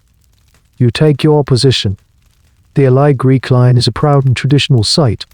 On the right wing, holding the place of honor, are the Athenians. In the center are the other, smaller allied contingents. And on the far left, holding the most dangerous and critical position, is the army of Thebes. And at the very edge of that the band line, anchoring the entire Greek army, you stand with the Sacred Band. Your position is no accident. The Greek commanders know Philip's methods. They know he favors a strong right wing. They have placed you, their best troops, their elite shock force, directly opposite the position where they expect Philip himself to command his best soldiers. The plan is for you to hold the line, to absorb the main Macedonian blow, while the Athenians on the other wing attempt to push back and envelop the enemy. Across the field, the Macedonian army deploys. It is a fearsome, disciplined sight. Philip takes command of his right wing. Just as you expected, he places his best infantry, the Hypaspists, and his PH guides there. But he does something clever. He holds his left wing back slightly. And on that left wing, he places his trump card, the heavy companion cavalry, the best horsemen in the world. and in command of them is his 18-year-old son, Alexander. The battle begins. The trumpets sound their harsh, brazen call. The Greek line, a solid wall of shields and spears, begins to advance with a great roar. The Athenians on the right push forward aggressively, full of confidence. And then, something strange happens. On the Macedonian right, Philip and his men do not meet the Athenian charge head-on. They begin to give ground, slowly, deliberately. They fight, but they retreat. It's a feigned retreat, a brilliant and dangerous tactic. The Athenians, smelling victory, fall for it completely. They surge forward, breaking their own battle line, shouting in triumph as they pursue the fleeing Macedonians up the slopes of a small hill. Their discipline crumbles, their formation dissolving into a disorganized mob. On the left wing, your battle is very different. You are not facing a retreating enemy. You are locked in a brutal, head-on slugging match with the Theban forces. The fighting is desperate and bloody.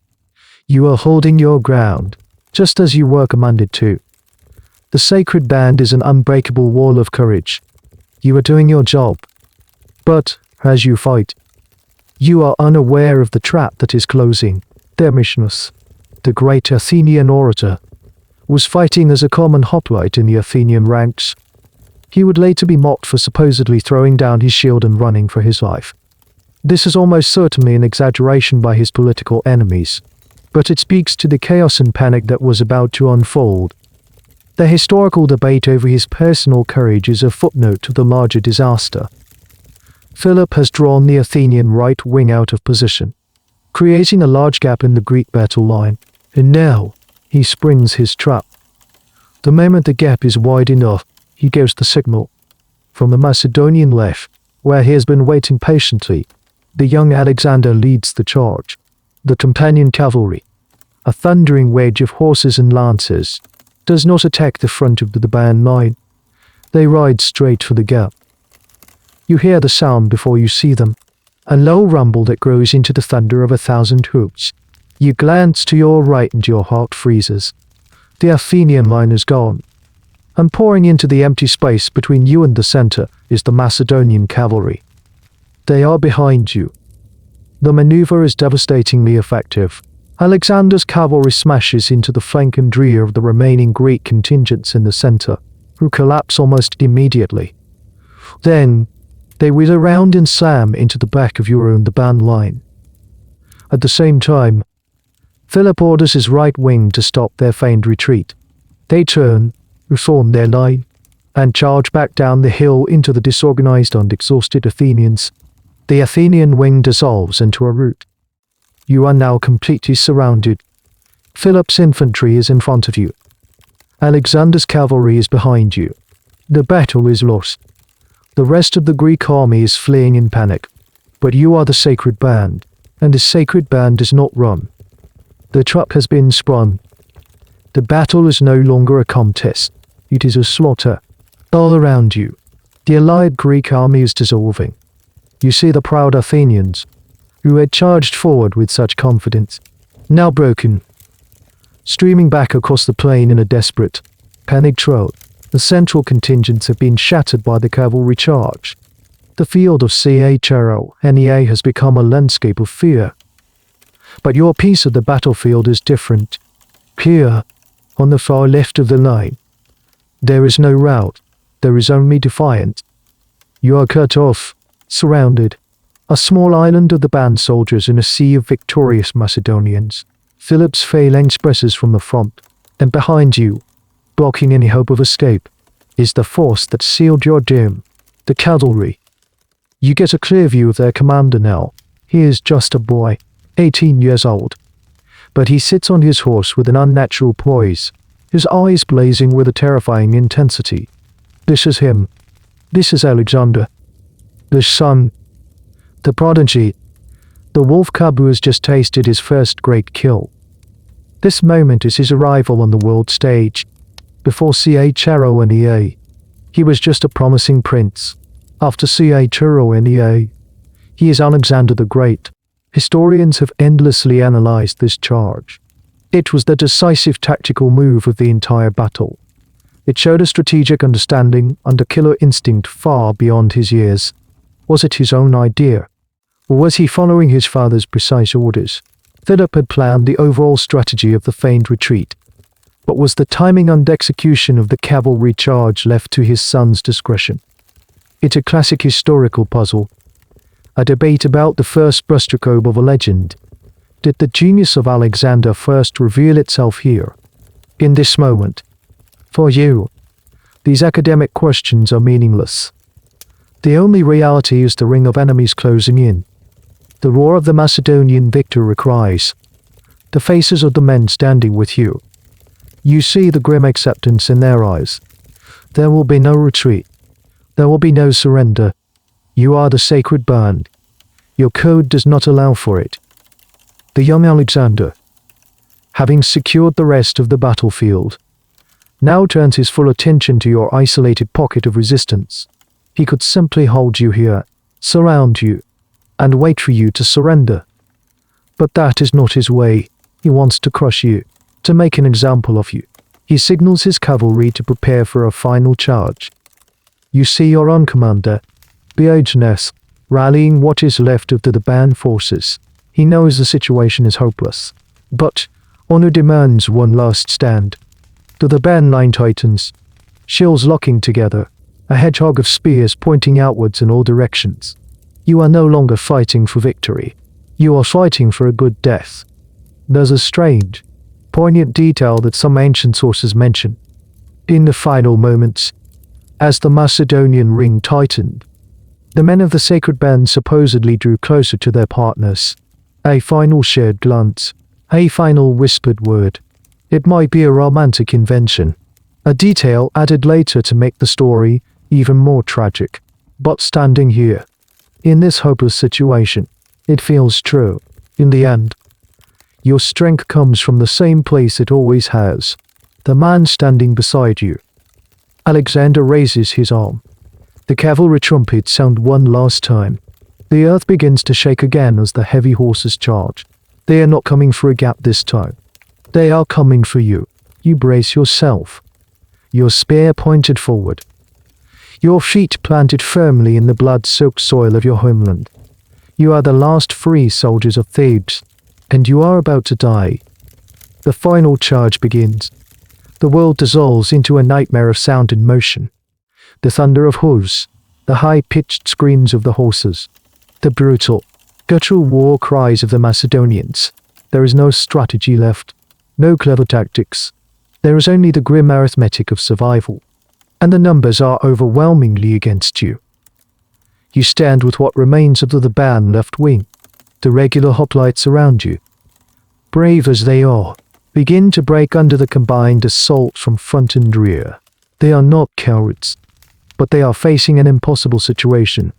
Some throw down their shields and try to flee, only to be cut down by the relentless cavalry.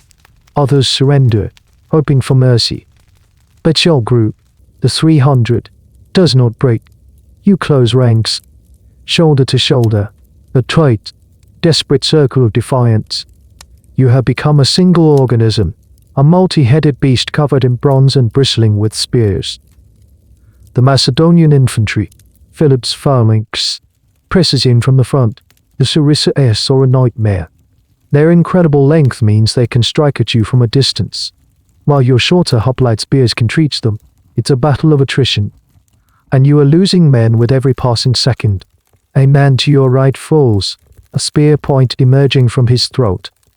His partner, with a cry of rage, lunges forward and is immediately impaled by 3 more.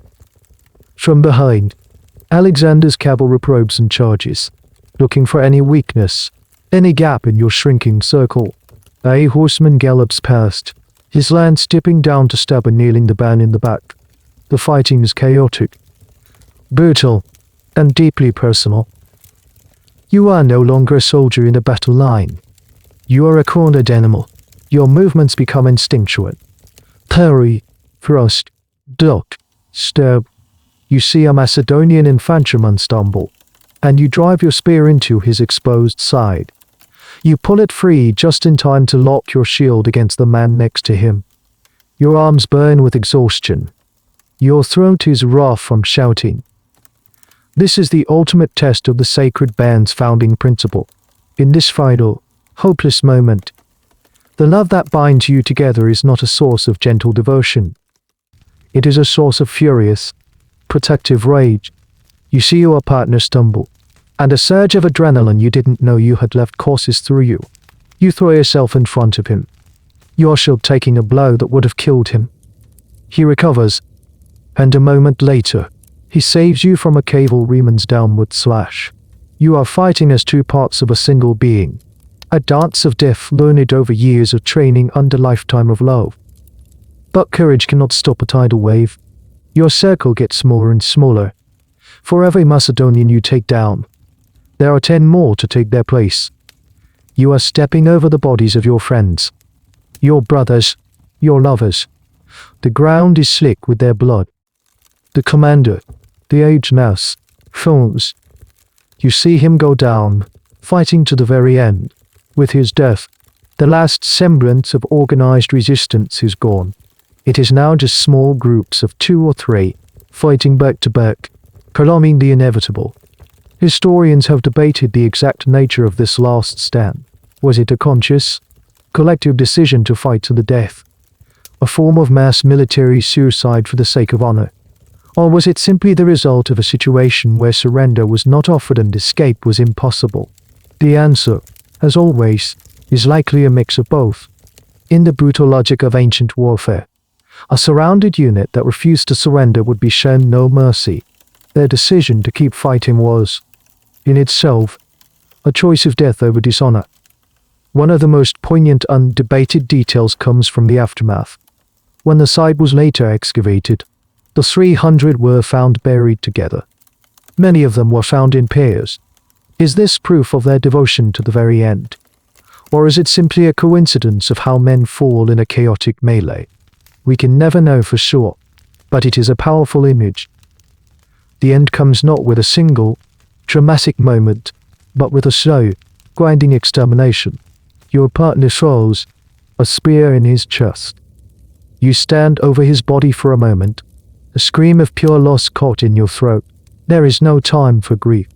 Another Macedonian is upon you. You fight on, fueled now only by rage and the desire to take as many of them with you as you can. Finally, a blow gets through, a sharp, searing pain in your side. Your legs buckle.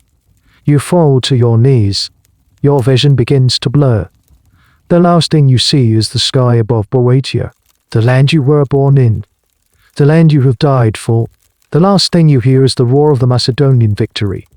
300 stood. 300 fell. The Sacred Band of Thebes is no more. The noise of battle fades.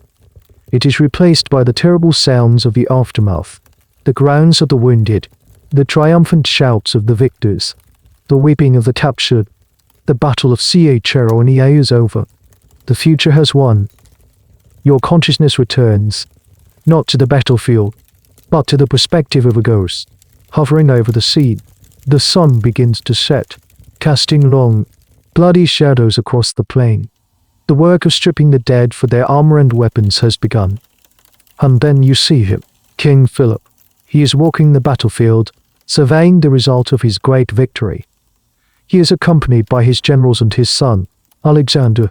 Philip is in a celebratory mood, buoyed by wine and the sheer scale of his success.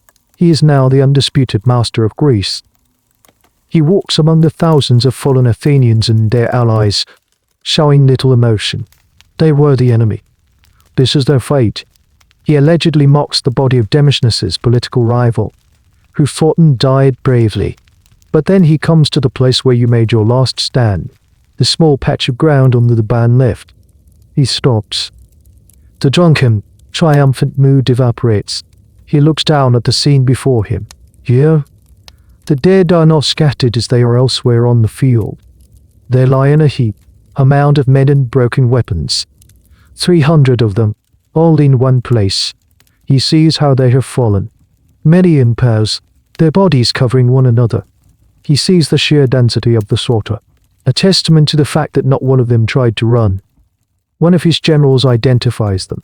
That is the Sacred Band of Thebes. Philip is silent for a long time. He looks at the faces of the dead warriors, their features frozen in a last grimace of defiance. He, more than anyone, understands what he is looking at. He lived on Thebes. He saw these men, or men just like them, in their prime. He learned his trade by watching them. He knew the philosophy that bound them together. He knew that he had just exterminated one of the most legendary fighting forces in the Greek world. And then, according to the historian Plutarch, the man who conquered Greece, the victor in his greatest battle, begins to weep. Tears stream down his face as he looks at the bodies of his fallen enemies. He says, in a voice filled with a strange mixture of sorrow, "Perish any man who suspects that these men either did or suffered anything base." It is one of the most extraordinary and debated moments in ancient history. Why did Philip weep? Was it a moment of genuine, spontaneous emotion, a great warrior recognizing the supreme courage of his defeated foe? Did he see in their sacrifice a noble spirit that he knew his own brand of conquest was extinguishing from the world? Perhaps he felt a pang of guilt, remembering the city that had, in a way, been his university, and whose finest sons he had just slaughtered. Or was it a more calculated gesture, a piece of political theater for the benefit of his son and his generals? A way of saying, this is true honor. Let us respect our enemies, for it makes our victory over them all the greater. By honoring the Sacred Band, he was magnifying his own achievement in defeating them. Historians have argued both sides. Some see it as a rare glimpse into the complex soul of a ruthless conqueror, a sign that he was more than just a brute. Others see it as the act of a master propagandist, shaping the narrative of his own victory even as he stood upon the corpses of the vanquished. Whatever the reason, the gesture was profound. It set the tone for how the Sacred Band would be remembered. Their story was not suppressed by their conquerors. It was enshrined. They were memorialized not as foolish rebels, but as the ultimate exemplars of doomed, heroic courage. Their final stand was so absolute, so perfect in its tragedy, that even their enemy had to honor it. Philip's tribute has a practical effect as well. He treats the defeated the bands harshly, installing a Macedonian garrison in their city and executing their anti-Macedonian leaders. But he gives orders that the bodies of the Sacred Band are to be treated with special reverence. They are not to be thrown into a common pit. They are to be gathered and buried together, here on the field where they fell, a monument to their courage. As the king walks away, his face still streaked with tears, you are left with the silence and the dead. The battle is over. The story of the Sacred Band as a living, breathing entity has ended. But in the tears of their conqueror, a new story is just beginning, the story of their legend. The years fall away like leaves in autumn, then centuries, then millennia. The Band hegemony is a footnote in a history book. The empire of Alexander the Great rises and falls. The Romans come, conquering all. The world of the hoplite, of the city-state, vanishes, buried under layers of new civilizations, new languages, new religions. The field of Chero returns to what it once was, a quiet patch of farmland in rural Greece. The exact location of the battle, and the graves of the fallen, is lost to memory. A local legend, nothing more. Your story now jumps forward more than 2,000 years. The year is 1818. Greece is a province of the Ottoman Empire, and a young English architect named George Lidwell Taylor is traveling through the countryside, sketching ancient ruins. Near the village of Chero, local farmers tell him about a strange mound, and of large fragments of a marble statue that they occasionally unearth while plowing. Enter. Taylor investigates. He finds the mound, and with a small team of workers, he begins to dig. What they uncover is astonishing. They find the shattered pieces of a colossal statue, a lion, carved from marble. Its style is clearly from the classical Greek period. It is magnificent, even in fragments. Its face is a mask of grief and fury. Taylor, a man of classical education, knows his history. He knows he is standing on or near the site of the great battle of Chronea. He immediately suspects that this magnificent lion, a traditional symbol of funerary mourning and martial valor, must have marked a grave of some importance.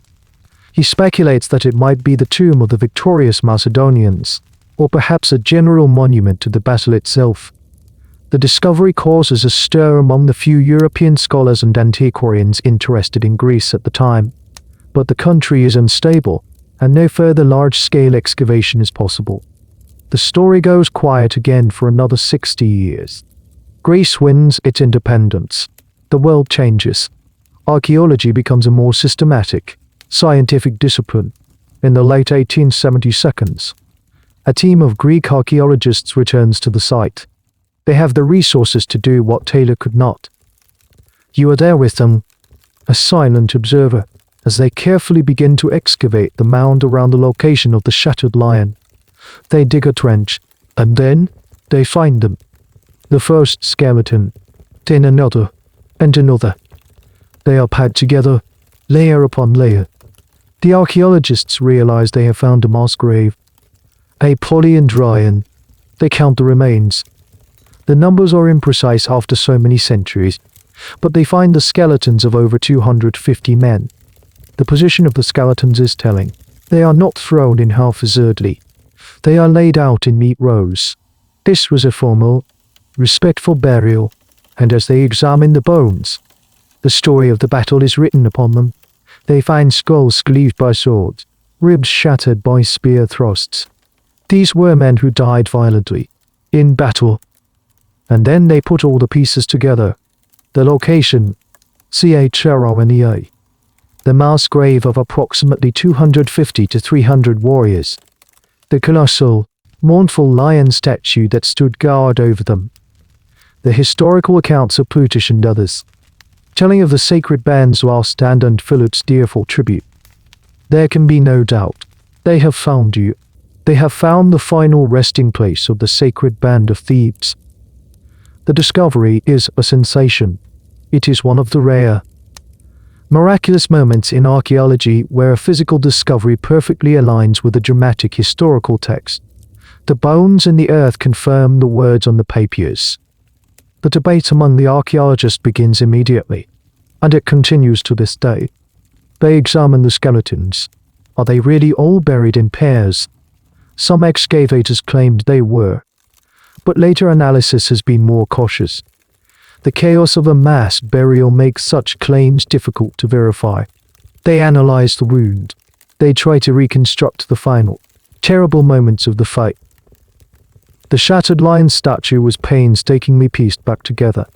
It is raised on a new pedestal, right beside the burial mound. It stands there today, a magnificent and heartbreaking monument. It looks out over the plain, its silent roar echoing across the centuries. It is the guardian of your tomb. To stand there, at that spot, is an uncanny feeling. The story ceases to be an abstract tale from the ancient past. It becomes real, tangible. You can feel the weight of it in the earth beneath your feet. For 2,000 years, you lay there, forgotten by the world, remembered only in the fading ink of ancient books. Then, a curious architect and a team of dedicated archaeologists brought you back into the light. The lion, which marked your grave when it was fresh, now serves as your monument for a new world, a permanent testament to the day 300 men chose to die rather than surrender. So here we are at the end of our journey, standing in the quiet of a modern evening, before a stone lion that guards a mound of ancient bones. And the final question hangs in the air. Why was this story? The story of an army of lovers, so nearly forgotten by popular history. Why did they have to be rediscovered with a shovel? The truth is, they were never truly erased. Not really. The story was always there, preserved in the writings of the very civilization that defeated them. Plutarch, one of our main sources, was a Greek writing under the Roman Empire. Centuries after the fact, he told the story of Pelopidas and the Sacred Band with admiration. Diodorus of Sicily, another historian, described their last stand. The great orator of Athens, Demosthenes, mentioned them. Their memory was preserved. But it became quiet. It became academic. Part of the reason is simple. History is written by the victors. The future didn't belong to the Ban model of independent, bickering city-states. It belonged to Philip and Alexander, and the vast monarchical empires that followed them. The story of Greece that was passed down to the modern world was a story that focused on two main characters: the intellectual brilliance of Athens and the military stoicism of Sparta. Thebes, and its brief, glorious hegemony, became a slightly awkward third chapter, a temporary disruption in the main narrative. And then there is the central, defining fact of the band itself: the love between the men. For much of the last 2,000 years, the cultures that were the inheritors of Greek history were deeply uncomfortable with this idea. The Victorian scholars who translated the classics often deliberately obscured or censored these passages. They would translate the Greek word Erominos, beloved, as companion or protege. The love that was the very engine of the Sacred Band was systematically downplayed, reinterpreted, or ignored, because it didn't fit the moral framework of the time. The story became a specialist topic, a niche for classicists to debate. Was the bond platonic or physical? How should we understand the social structure of these relationships? These are fascinating and important questions, but they kept the story locked in the university library, far from the popular imagination. The Sacred Band was a historical fact that was just too inconvenient, too complex for the simple, heroic stories we often like to tell about the past. It's a strange paradox. The very thing that made the Sacred Band unique and powerful in their own time is the same thing that made them obscure in ours. But the story was never lost. It was just waiting in the brittle pages of Plutus, waiting in the earth under a field at Charonia. And in recent decades, as our own world has changed, as we have become more open to understanding the complex and diverse ways that people have loved and lived throughout history, the story has been rediscovered. The Sacred Band has been reclaimed, not just by historians, but by people looking for their own reflection in the mirror of the past. They have become a powerful symbol, a testament to the idea that love, in all its forms, can be a source of incredible strength and courage, a challenge to the narrow, conventional ideas of what a warrior is supposed to be. So, their story was not erased by history. It was just waiting for us to be ready to listen to it properly, to see it not as a strange or scandalous footnote, but as a central, vital part of the human story. A story of a city that was tired of being a punchline. A story of two brilliant leaders who reimagined what an army could be. And the story of 300 men who were bound together by something more powerful than discipline, more enduring than patriotism. They were bound by love, and they fought, and they won. And in the end, they died, for that love and for each other, and in the silent gaze of a stone lion, they are not forgotten. And so, the story of the Sacred Band finds its final, quiet resting place, not just in the soil of Greece, but here, in this moment of calm. The echoes of battle have faded. The voices of kings and philosophers have grown silent, leaving only the gentle peace of the night. You can feel the story settling within you, becoming a part of the soft landscape of your drifting mind. It's a story of a fierce and tender love, a love that became a shield, a bond that became a fortress. And like all things, that fortress now returns to the earth, becoming one with the quiet, sleeping world. The men of Thebes have laid down their spears for the last time. They have found their rest under the watchful eyes of the lion. And now, you too can lay down the burdens of your day. There is nothing left to fight, nothing left to defend. There is only the gentle pool of slumber, a safe and welcome tide drawing you out into a sea of dreams. Let the memory of their courage be a soft light that guides you toward your own peaceful rest.